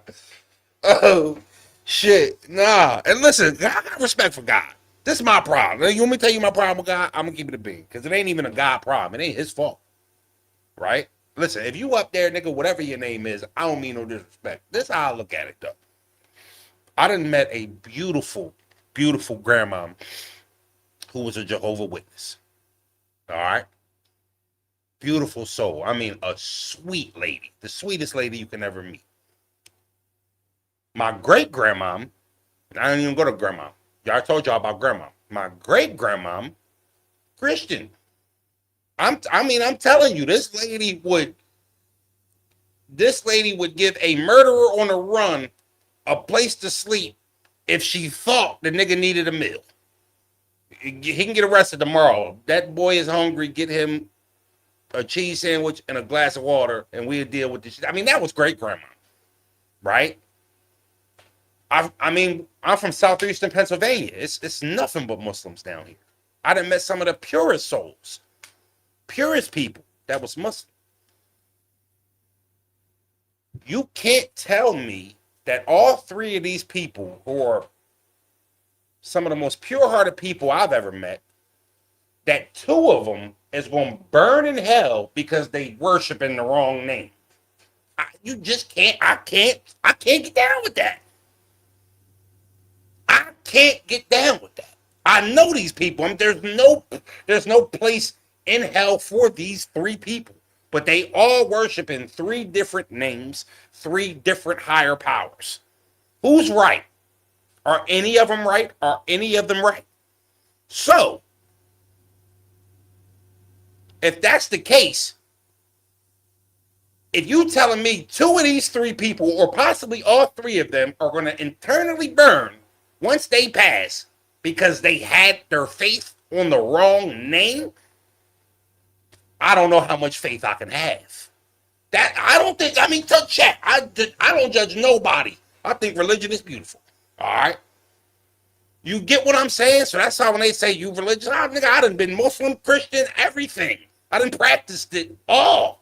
I was never Jehovah. I was never Jewish. This nigga said Jewish is crazy. I was never, but I practiced that stuff.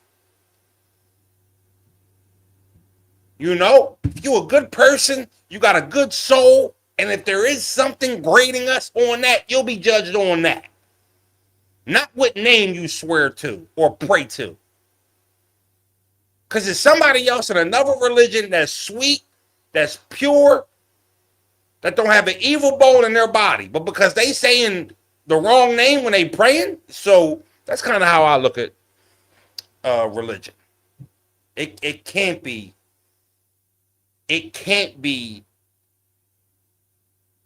that way. That can't be the way.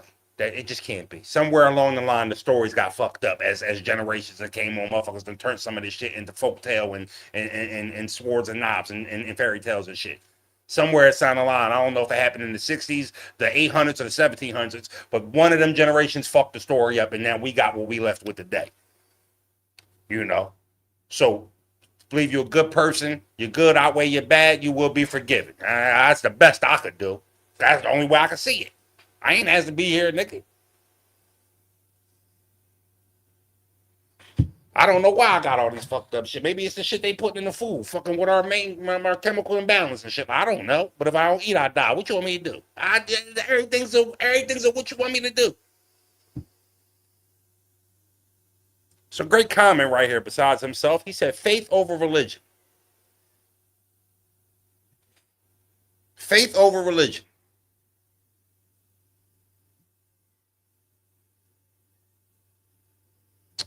Froze, how do you feel about all the religions being started by racist slave owners? Well, I mean, we on YouTube, but you heard me say, somewhere down the line, that story got changed.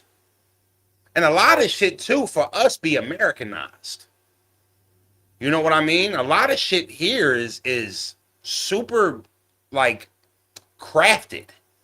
You know what I'm saying? So you start leaving the country and meeting people who've been outside the country and start seeing what the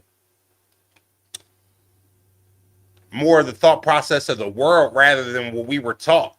I mean, if you just go back and open up one of your history books from elementary school going up into middle school, if any of y'all remember the shit they was telling us, oh my God.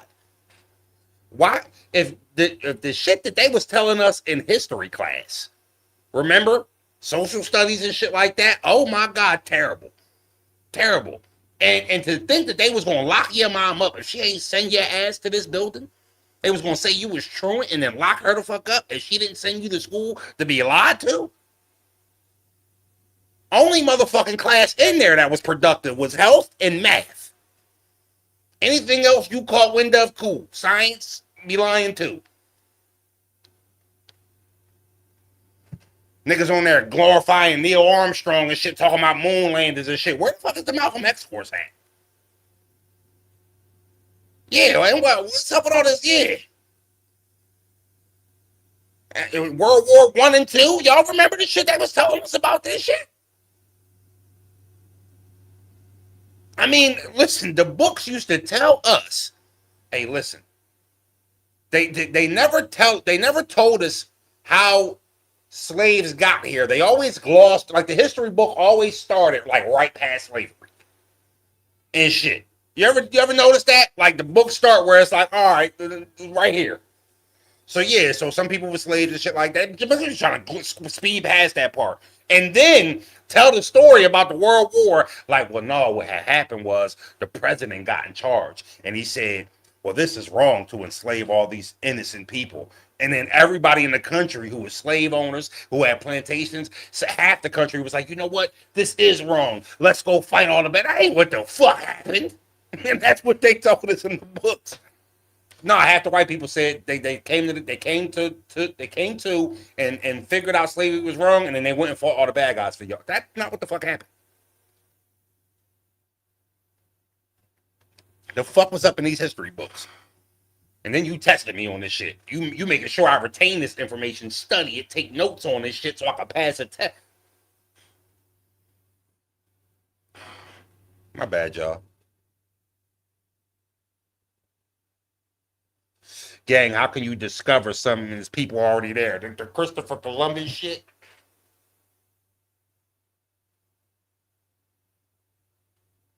And the Black History Month coverage used to be ass. You ever notice that? They used to just try to Dr. King us all month. You ever peep that shit?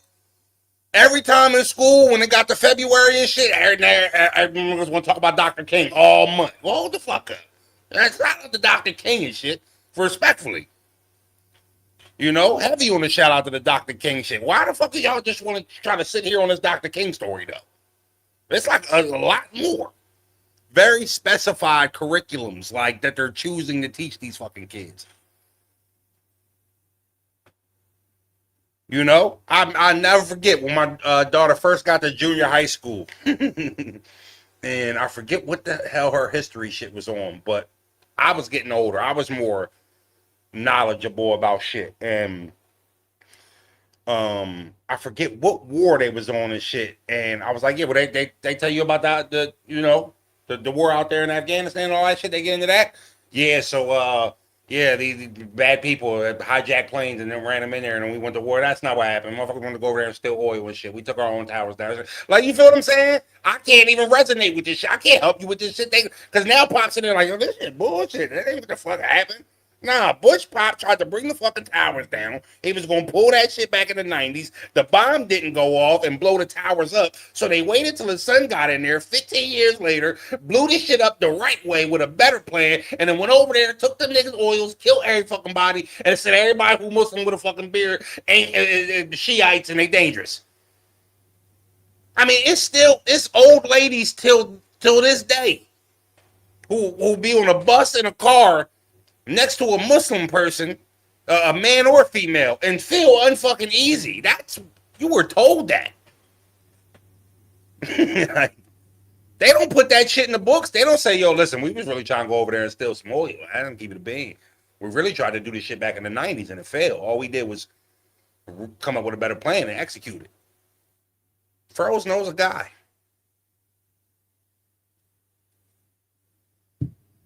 You know, a lot of that should be crazy, man. A lot of that should be crazy. It'd be hard to help your kids with schoolwork nowadays. Because now you grown, you know bullshit more than back then. It was go to school, get good grades, or you was in trouble when you got home. So I had to study on that. We had to study that bullshit. You know, we had to go home and retain that information and shit like that and glorify. That's why, and I've seen this, some of y'all people say they don't see it. I've seen some people say in Virginia, I think Jersey, I've seen some people say they saw it, but I've seen a lot of y'all say I never see it. Like out here, you get into the suburban counties and shit, you'll pull into a small town and be driving down a nice country town street or just a nice suburban street, and you'll see on the light poles for a mile long, they'll just have past soldier faces and shit. 1845 to 1912 Marine Corps, and you know, and they're like the heroes of this hometown that fought for the country and shit. And I'm looking at all these dates and was like, all these niggas was fucked up. They was doing all the fucked up shit. Why do y'all got pictures of a nigga from 1812 to 1890 and whatever war he fought in? And you got his picture up there. There's 35 pictures of these niggas a mile long on all the light poles talking about neighborhood hero. You want me to talk about Eazy, Capo? Stop ducking Eazy, bro. That's what you want me to do? Did it hurt you that we are about 3/3 away from finishing the show and we didn't have a segment on Eazy the Block Captain, Gutter City Capo? That bothered you? Damn, gangy. Respectfully. You gotta, you know, see around my way, we got like a more PG way of saying like instead, because sometimes like that's an L glaze right there. That's L glaze.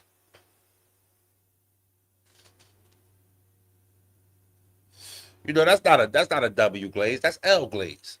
We here cooking. We having good conversation, and Eazy the Block Captain is on your mind. Niggas is talking about world wars and shit, history books and all that shit, and that's what you thinking about. You like your mind misprocessed all that shit we just talked, and it went to stop ducking Eazy, froze.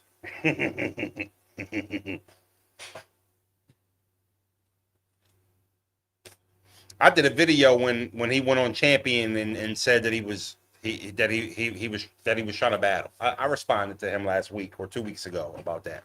Yeah, niggas know where I stood with that. We had a whole conversation. So I think he got Slade coming up. You know, which they've sold that battle, and hopefully they have a good battle and whatever, you know, whatever happens with that situation happens with that situation. But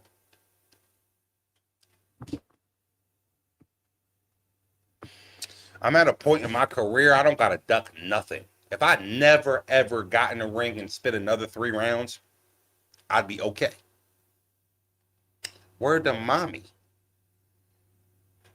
The beautiful thing about being in that position when you professionalize in something, right? It could be fishing, it could be basketball, it could be battle rap, right?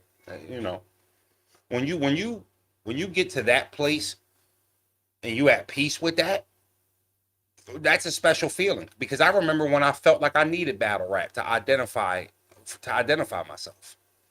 You know what I mean? Now I don't give a fuck. I don't care.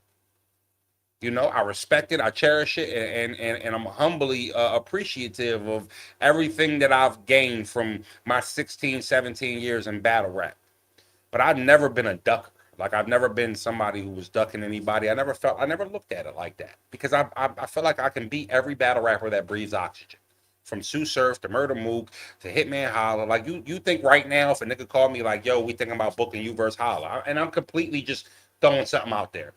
The status that we know Holla. As much as I know that battle could do things for me, put me in a light where I might not have reached as much, as some of the other guys or some sort of like that.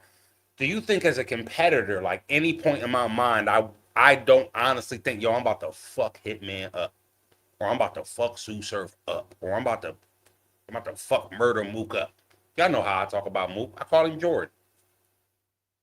Did any of my praise, respect that I ever given Mook on this channel? I use Mook because y'all know I'm a Mook fan. Did that ever give y'all the impression that I didn't think I could beat him in a battle? That's a good question. I'm genuinely asking, chat. Did all my praise, love, and respect that I've given Murder Mook make you look at me as a professional battle rapper, a competitor, and say, if Froze got booked with Mook, he'd probably be like, man, I can't even fuck with Mook. Did I ever give you that impression? Anybody? Because I don't think most battle rappers feel like that in our line of work. It's 1v1, me versus you. You having more fucking views than me, more subscribers than me, or more fans than me is not a talent thing in my mind. You know what I'm saying? Froze, Surf will dump you on your head. But I respect your opinion. That's what a fan has in this game. Their wallet and an opinion. That's all you got. And you're entitled to both those things as a battle rap fan. Your wallet and an opinion. You know? But I'll tell you what.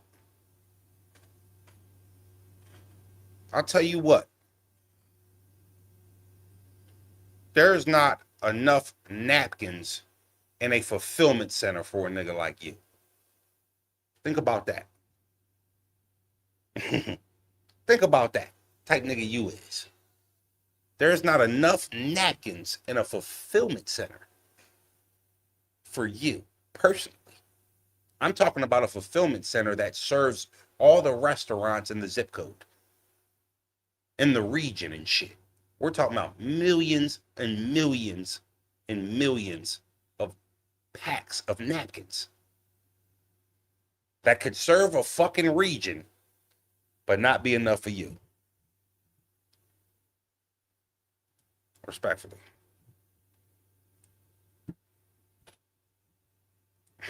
You know, Jack, I mean, listen, I know sometimes y'all say, Froze, I'm going to respond to the haters. So, well, to me, that's a part of the show. Because sometimes you can find a good point off a hating ass comment. It might, with a little bit, because I like to get my lick back too. But, but at the same time, though, sometimes there's good dialogue to get off of a yik yucker. You know what I'm saying? Like, they all don't need to be kicked. He not saying Froze you a yitch ass nigga, Froze you a hoe ass nigga, Froze this and that. He doing a little goofy shit like that. Sometimes, Miles, you can leave a couple of them people around. Because it'd be good little, you mean? They deserve every bit of what he did. It ain't trolling. They said men identifying as women should be able to play. What's the problem? Stand on it. It's a great point. It's a great point. And although it's going to get lost in the circus of it, there's a hoist of contradictions and simple questions that should be answered for anybody supporting some shit like that. You know what I'm doing today? We'll see. Hold on. Well, we got 20 more minutes, and we started early today. We back 5 days a week. I'm sorry if y'all missed it, the consistency. Me too. We back 5 days a week. Kids is in school. Summer's over. Monday through Friday, 10 to 12. Morning show back. That's why I put it in the title for y'all. All right. For the last 20 minutes, I'm going to open up the phone lines. I ain't do that for a minute. Let's talk to y'all if y'all want to pull up. Real quick, let me explain the rules. If you are going, no, you don't have to download no app or nothing. The link that I just put in the chat right there, All you got to do is click it. Hit accept on your microphone. Hit accept on your camera, on your phone. It's going to bring you right here. If you don't want your face on camera, that's okay. I can see you before the chat can see you. You can hear me. Once I identify you, whatever your name is, if you want to turn your camera off at that point, you can. But I at least need to see that you're a real person. You ain't pulling up here just to yick yet. If anybody plans on pulling up today. Michelle, I want to talk to y'all. Let's do it. There's the link in the chat. We need to make it clear what the pecking order is in PA. Well, okay, if you're talking about status, it'd be Eazy 1, Rosenberg 2, Bill Collector 3, and then at that point, I think a bunch of names are interchangeable, and that's no disrespect to anybody. That means that from 4 on, there's names that you can move around. And if you want to move around the 3, some of y'all might have Bill 2, maybe 1, maybe Froze 3, maybe you have Froze 4. I don't, in my opinion, the top 3 cannot be changed in current times, if you ask me. Free Bill Collector. It's Eazy, Frozenberg, and Bill Collector. It's that simple to me. And you know, we're top heavy in that sense. No diddy. If you want to go Roan over Eazy, that's fine too. I don't think a lot of people mention Roan. They hit him with the white boy treatment, but I mean, Roan took battle rap and then also went into, you know, a whole new genre. He had a podcast with Pat Bev. He's now working with Barstool and throwing compliment battles with Barstool, under Barstool. I think it's super dope. And Roan done whooped a lot of your favorite URL dudes' ass. I'll tell you a story about Roan. Roan was battling Danger Zone when everybody was acting like Danger Zone was some demon. And I'm not saying he wasn't. I'm just saying them niggas was talking about Danny like they was talking about Danger Zone like they was talking about Danny during his run. Remember Danny Myers had that scary run? Danger Zone had a semi like, I would say, carbon copy version of that. And he battled Roan on URL Still City 1 on the undercard of me and Real Deal. And he beat the dog shit out of Danger Zone so bad in front of about 700 people, I want to say. I mean, I'm talking about that eviscerated, right? And they never put that battle up. Champ, what's up, Rack? How you feeling, man? Ain't shit, man. I'm cool and getting ready for that football season. I see you got the jersey on. It's almost that time. You know what's up? You know, I love Ted McMillan. I can't draft him, though. Who you going first? Man, my Panthers ass. So, if I'm glad I had all my fantasy drafts, draft dates set for this week, because I thought that week 1 was September 2nd. And I was going to fucking cook everybody. Ashton Genty, which was going to be a high pick, just tore his ACL with practice. No, I just seen it. I thought it was the ACL tear too. They just said it's a ankle sprain. Okay, so they was a little bit premature on that announcement. So yeah, they jumped the gun on that. That's beautiful news. But still, even though I think he got carted off. Hell yeah. So it probably was a bad sprain, which might make him miss at least 4 to 6 weeks, maybe. He's gonna be out for a month at least. Even if somebody drafted him in the first 2 rounds, that would have been salty as shit. Yeah. You know, so I just moved all my shit back to next weekend. I'm excited about this shit though, man. It's the best time of the year, man. It's my favorite time of the year. You a Panther fan, right? Hell yeah. So how y'all feeling about the season? Y'all made the playoffs last year. Yeah, we did. Listen, as a Panthers fan, I learned to temper my expectations. Bryce Young could probably fit in my breast pocket, so I don't really worry about. I don't really worry too much about us being successful. We ain't been too successful with little ass quarterbacks, so. So I will. Yeah, I was about to say this. The division ain't really that tough in my opinion, and y'all drafted Bryce. Was it 3 years ago? Was this his 3rd or 4th season? I think it's his 3rd. So yeah, I think this might be his 4th. I gotta check. But even so, if it's his 3rd, it even makes the point better.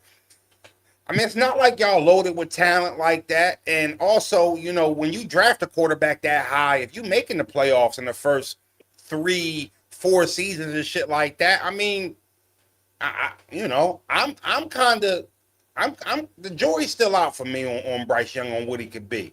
But it sounds like as a Panther fan, you ain't too high on him. Is that like the vibe out there for like a lot of y'all? Most of us, yeah. But I ain't gonna hold you. Charlotte, it's a lot of fickle fans. If you walk through Charlotte, you ain't gonna see a whole lot of Panthers jerseys. It's a whole lot of niggas rocking other teams because Like niggas say Atlanta. they up on Carolina sports. Hell yeah. Yeah, somebody told me Carolina was more like a college town with sports. Oh yeah. Great college teams. We don't give a damn about no professional sport. I mean, we care about the professional sports, but nigga, we don't care about our teams though. That's Like crazy the Hurricane. because we fuck with out here. Pennsylvania is a super sports oriented state, and especially all the way up in Pittsburgh too, and the Lehigh Valley. But like, you know, Pitt, Villanova, Penn State, Temple, like they're big fan bases in here, but our professional teams take precedent over all that shit. I ain't even gonna front. That college shit is like cool. You gotta think though, y'all got a history of at least decency in professional Right. teams. The Panthers was founded in '95, and we've been ass since the beginning of the time.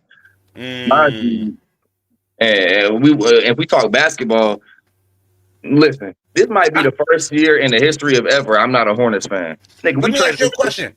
How did niggas feel about LaMelo? As a Getting player or traded? a trade? No, like getting traded. Was y'all like cool with that? Nigga, hell no. Are you niggas traded LaMelo Ball? Niggas traded 2 of our 3 best players for 2 bags of Funyuns and 2 10-year-olds. Just to put it into perspective, the 2 picks that we got for LaMelo and Miles, we got 2 niggas that are currently 10 years old. Mind you, our current staff won't be our staff when we make those picks. That's malpractice. We got a revolving door program. We can't keep a scouting staff. And the crazy part is too, like I felt like just recently y'all just gave Melo this big ass contract too, like not that long ago. You feel me, man? Like this shit is stupid as hell. And niggas not really taking into account. We traded a top 3 draft pick. Not traded. I mean, yeah, we traded a top 3 draft pick to a team that has the nigga that went first overall in the same draft. Yeah, I don't know what the fuck y'all doing. Y'all like the Cleveland Browns up there. Yeah, bro, we a poverty franchise. Cam had that shit lit though. That's a fact. I ain't gonna hold you. That nigga Cam was a real one. That nigga used to be riding down on the the little hoverboards. He used to be riding downtown Charlotte. Well, we don't got a downtown. He used to be riding through uptown Charlotte on his hoverboard like a regular nigga, like he was 6'5", 250 pounds. Yeah. Nah, I ain't gonna hold you. Him and the last time I remember, I think back when y'all had Jake Delhomme, when y'all sent the Eagles home during that run we had in the early 2000s and shit. We played y'all. Lost you. I don't know how old you is. You might be too young to remember that. Steve Smith. No. That was 2001. Okay, yep. During because we had went to the NFC Championship for like 4 straight fucking years, bruh. And lost to a bunch of teams we supposed to beat. Y'all was one of them. I remember that shit. What's up, though? You ready for that battle? Man, I just got ready. I ain't gonna hold you. I was nervous for a minute. Hell yeah. That's what I like to hear. I smell blood in the water. I'm definitely gonna put something together for us to make sure we get a good scene and shit like that. I meant to let you know I was gonna text you over Sunday, tell you I was gonna call you this week, shoot a couple ideas by you and shit like that. So sometime today I'm gonna hit your jack so we get on the phone and build. Fire. I'm gonna be on the road all day. So, you know, you what time you leaving? In about like 20 minutes. And how long is the ride? Long ass time, twin. Safe travels, Brody. I'll try just hit me when you get to the crib and you get your shit back together and we'll chop it up. I bet that. All right, champ. I appreciate you pulling up. 10, what up? Rosie. What's going on, gang? All right, leave, come back. He over there by the snack machine like he ready to go on break. Yeah, you seen by the fucking vending machine? He ready to go on break now. Oh damn! I just had 3 people in the queue. Why they slide? Y'all be scary as shit on the on fan day. We open these phone lines and shit. I think Big K spoke on Surf comment about his pops first, then Surf responded. Yeah. We got that under we figured that out. We figured that out. All right, let's try 10 again real quick. 10, you can hear me? Yeah, I hear you, baby. We I back. can hear We you back. too. You good? Yeah. Why you on break? Yeah, we on lunch break, baby. Hold on. You get to see what we All look right. like outside one Yeah. time. What you okay? All right. I see you, Mike. I got you. Oh, this is doing a lot. Good. Okay, No, type shit. Okay, that give me landscaping. that's what I do, man. I Cut knew it. I trees. know it. Matter of fact, you done Come hit on, me up a bro. couple times on the fucking cart, right? Yeah, remember I Yeah. told you my bad because my peoples was supposed to do that carpet joint for you. Remember, It's man? all good. Look, It's all look, good. he talk about he ain't cut a tree since he been here. Yeah, he had that snack machine though. He said he said you had that snack machine, man. Look, hold on. What he get? What's Look, he that? said what you got? He said what you got? Look. Back. Now, how much some Doritos run you at the gig? How much? How much the Doritos run? 75 cents. Oh, all right. That's respectable. Yeah, That's you know, respectable. Florida Now, see, prices. me, I'd have grabbed the Doritos and that Rice Krispie treat right next to it, and I probably would have had a cup of noodles already brung. I'd have brought that Ain't shit. gonna lie, just the crackers, you know, the toasted crackers with the peanut butter in the middle, and I'm That's straight. a good, yeah. That's a good hold you over. That's a good hold you over. That's not a Yeah. bad joint. I see. I like the square orange joints. Oh, look, let me show you how popping you are here at my All right, job. talk. See, you feel what I'm saying? Love, my Everybody guy. listening. Everybody listening and watching, you got. Type shit. What's up? Talk to me though. You got a question for me?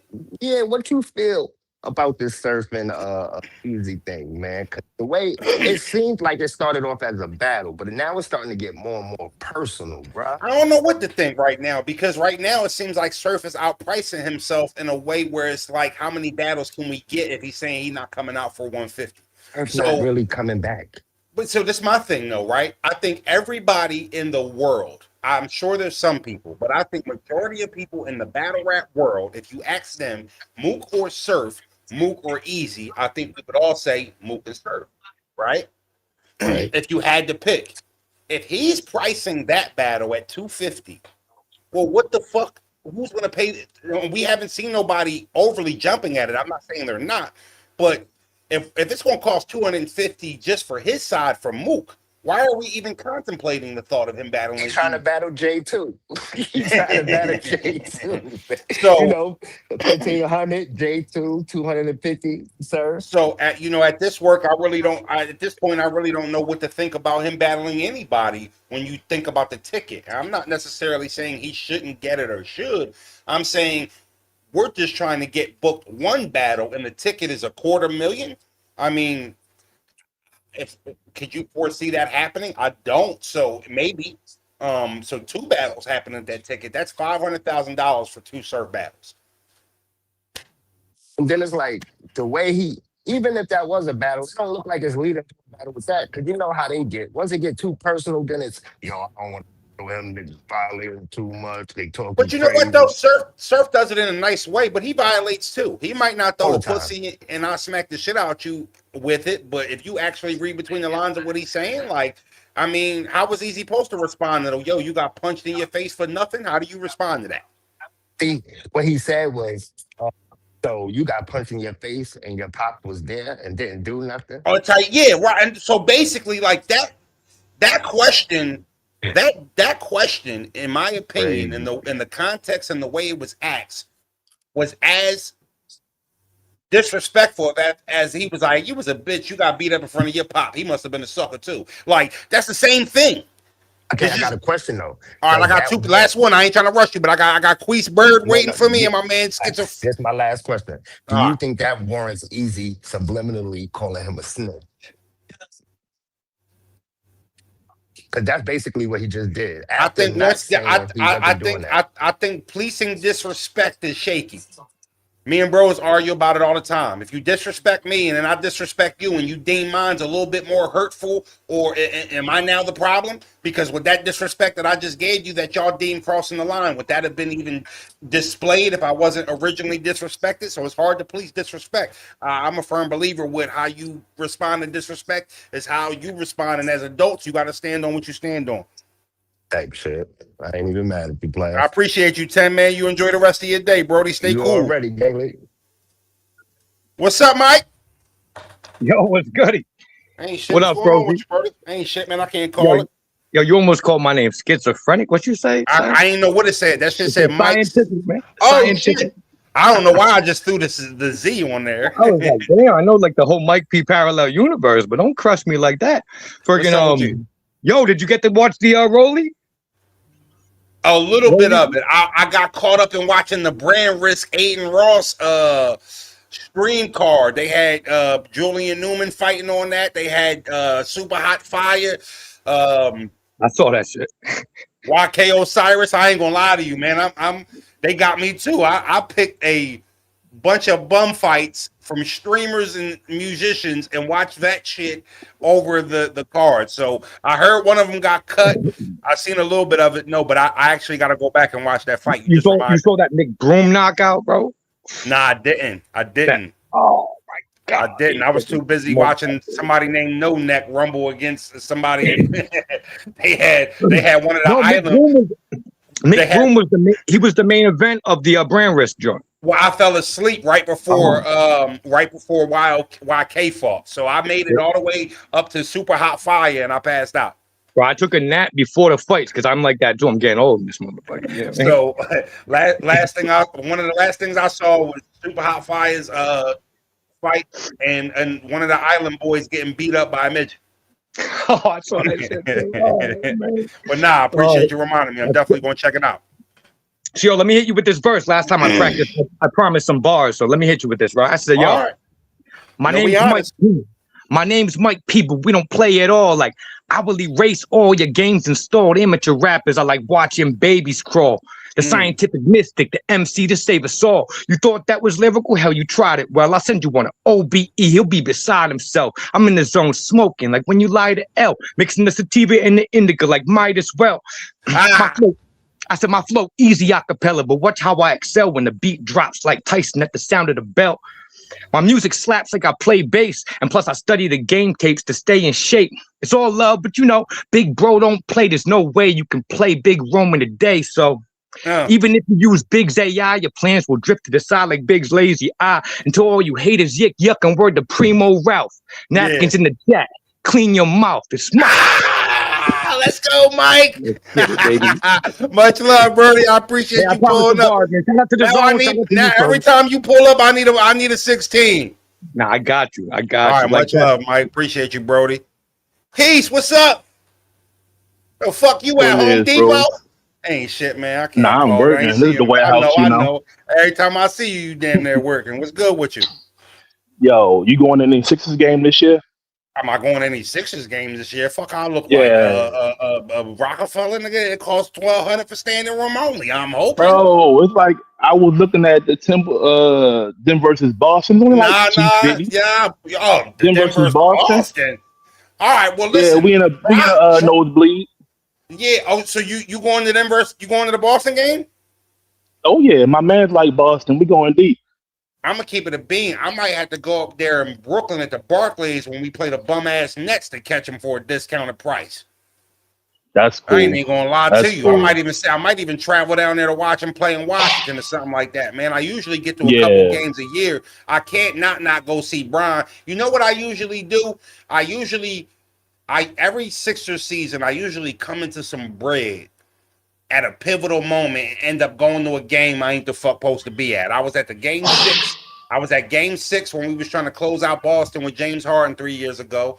I took my pops to the Ben Simmons return game, not the one when he sat on the bench when he actually played. I was there. Oh my God, bro. That probably was every time he got the ball, They was Every time, going like a mug, wasn't it? bro, The I just whole can't. game. Yo, it was so fucking crazy, man. Like you got to see the Yeah, I real was there. ugly side of a Philadelphia fan. It was beautiful and shit like that. But yeah, man, Yeah. I'm gonna try to get there this year. I'm gonna see. And I got one more thing for you. For Mm-hmm. your backdrop in the back, Talk you to should me. get like posters of memorable battle times, like Tay Rock versus Hollow. What was that? You know what I'm saying? John throwing Mm. Jack Boy chain in the crowd. I ain't You should putting get little John on posters my in the motherfucking background. background. I ain't putting no John back I there. mean, but it's all That's right. stupid. All right, don't do John. Nah, I You can get have you. like Jay That's a good Mills, idea. and Moot. That's a good idea. Yeah, That's a good idea. that'd be fly for the backdrop. But I'll be honest with you. You know what I mean? I think if I'm gonna do some classic battle rap backdrop shit, it's gonna be some Frozenberg, like my "See What They Do for Views" picture. That me versus Well, Clips. that's him. That me versus Clips thumbnail. Shit like that. That's You know what I'm it. saying? I don't That's like it. 2020. I don't Yeah, like niggas enough to just be putting them on my bin. Nah. You see what I mean? These are I the feel people I you with done that. I fuck feel with. you. But that ain't a bad idea though. I appreciate it, man. Hey, Queese, make sure you pull up next time, Brody. Much love. Yes, sir. What's up, Max? What's up, Froze? How you doing, brother? Ain't shit. I ain't chilling, man. I Cool, can't call it. cool, Can't call man. it. Sounds good, brother. My girl won one of these little stupid ass like game simulators. They be having like PSP, PlayStation, Nintendo 64 and shit. I was up till like 2 in the morning playing Pokemon Red. Oh Take, yeah, man, dude. I used to taking it play back the to the shit old out of them days. Pokemon games. I ain't gonna Yeah, I'm hold you, telling bro. you. I got my fucking water Pokemon at like a level 7 before I went to bed. We cooking, and I'm I'm running down on shit later tonight. Hell yeah, nice, nice. Yeah, I used to play them Pokemon emulators. I used to hack those and shit and put them online, but that was like that shit was hella fun, man. So I used Yeah, to love yeah, to play yep. those games, man. But yeah, man, I just got one question for you, man. Old buddy talking about his football team beginner had me triggered. So All right, talk to me. so I was I was thinking back, like my team's the same way. My college team, Mississippi State, man, and like through the years, I always had weird shit that happened to make the fan base disappointed. There was one in the '90s. I shit you not, this happened. It was like windy all day, right? And then it would stop, and it stopped for a while. It was the last second of the game. Thought the wind was gone, right? Chip shot to win the game, down by 2. Thing goes up right down the middle, big ass gust of wind blocks the motherfucking thing. Mm. So my question is, Froze, I don't mean to trigger you, but is there anything with like the Eagles that's happened like that back in the day you remember? There was we were playing the Saints in a wild card game, and um, Nick Foles had the starting job at this time. He had like threw 29 touchdowns to like 2 picks in like 14 games or some weird shit like that. This was like way before this. I think Chip Kelly was our coach, and we were playing the Saints in wild card weekend. We ended up scoring late to go ahead, I believe, and then we kicked off. And obviously, anytime Drew Brees gets the ball, like no matter how much time left, you kind of have that like fear, like he's gonna go up the field. If I'm not mistaken, I believe we had got a personal foul on the kickoff right after we took the lead with like less than a minute. They ended up starting. I feel like they ended up starting their drive on like the 45-yard line. 2 ding ding passes. They was in field goal range. Sent us the fuck home, bro. That was one time I Oh can damn, remember. bro. There was a time in basketball where we were in, I believe, a pivotal game versus the Atlanta Hawks, and Ben Simmons had a wide open layup and ended up dishing it off to Thibault Matisse, who missed the layup, and it ended the process as we knew it from that day on. It's a bunch of plays and shit like that, man. I can remember throughout the time and shit like that, growing up watching sports. But yeah, I mean, you could pick any of the 4 NFC Championship games from 2000 to '04 for the Eagles. Like all of those were something freaky like that. Happening, hitting the road now, zone, stay gangster. All right, Rep, we appreciate you. But yeah, we've had some heartbreaks in our time for sure. Oh yeah, man, for sure, bro, for sure. Well, that's crazy, man. But that's all I wanted to say, bro. Hope you have a good one, man. Yeah, you too, Max. I appreciate you, bro. Take it easy. Thank you for pulling up. Hell yeah, man. We done had our fair share of heartbreaks. I got a couple more. I got a couple more minutes for a couple more callers. There's the link in there. I see a couple people saying they was trying to pull up. StreamYard right there. There's the link. All you gotta do is click it. Nigga say, all right, Vlad. No, I ain't gonna hold you. That's fucking like Mike P and fucking A Ward. You smack them together, you got that nigga. Hell yeah, I got caught up in watching the brand risk paper stream fighting over that Rolly shit. I had to pinch myself like, yo, I ain't gonna lie to you. I'm over here watching a bunch of fucking amateurs rumble over professionals.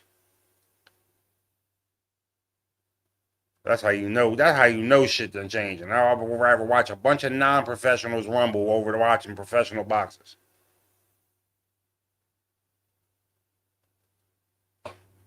All right, y'all. I think I'm gonna drop a blog. Make sure y'all go over to Frozenberg TV too. I'll drop the link in the comments for the replay video and shit like that. That's my sports channel. I'm gonna start dropping daily sports blogs and shit on my sports channel every day for the sports heads and shit like that too, especially now that football season starts. So for everybody who loves the sports talk, Frozenberg TV 2, go subscribe to that channel. I might put a blog out for y'all later today. I got some other shit I want to talk about, so I might put that out later. But nevertheless, y'all will see me tomorrow at 10 a.m. We back. Morning show, Monday through Friday, 10 a.m., 12 p.m., sometimes 10:15, give or take. Y'all already know how the vibes is. Sometimes I pull up a little late. They just be needing to stir his coffee a little bit. But we back. No more inconsistency. The summer's over. My kids is back in school. I can't wait. My baby had her first day at kindergarten. She's the firecracker of my crew. So I'm almost guaranteed y'all I have a fucking story to tell y'all about her first day of school tomorrow because I already know some shit gonna happen. But until then, I'll see y'all. First, I'm gonna tell you Frozy Wood. Big froze, big froze. Now that you see it, they watch me like they watch the news.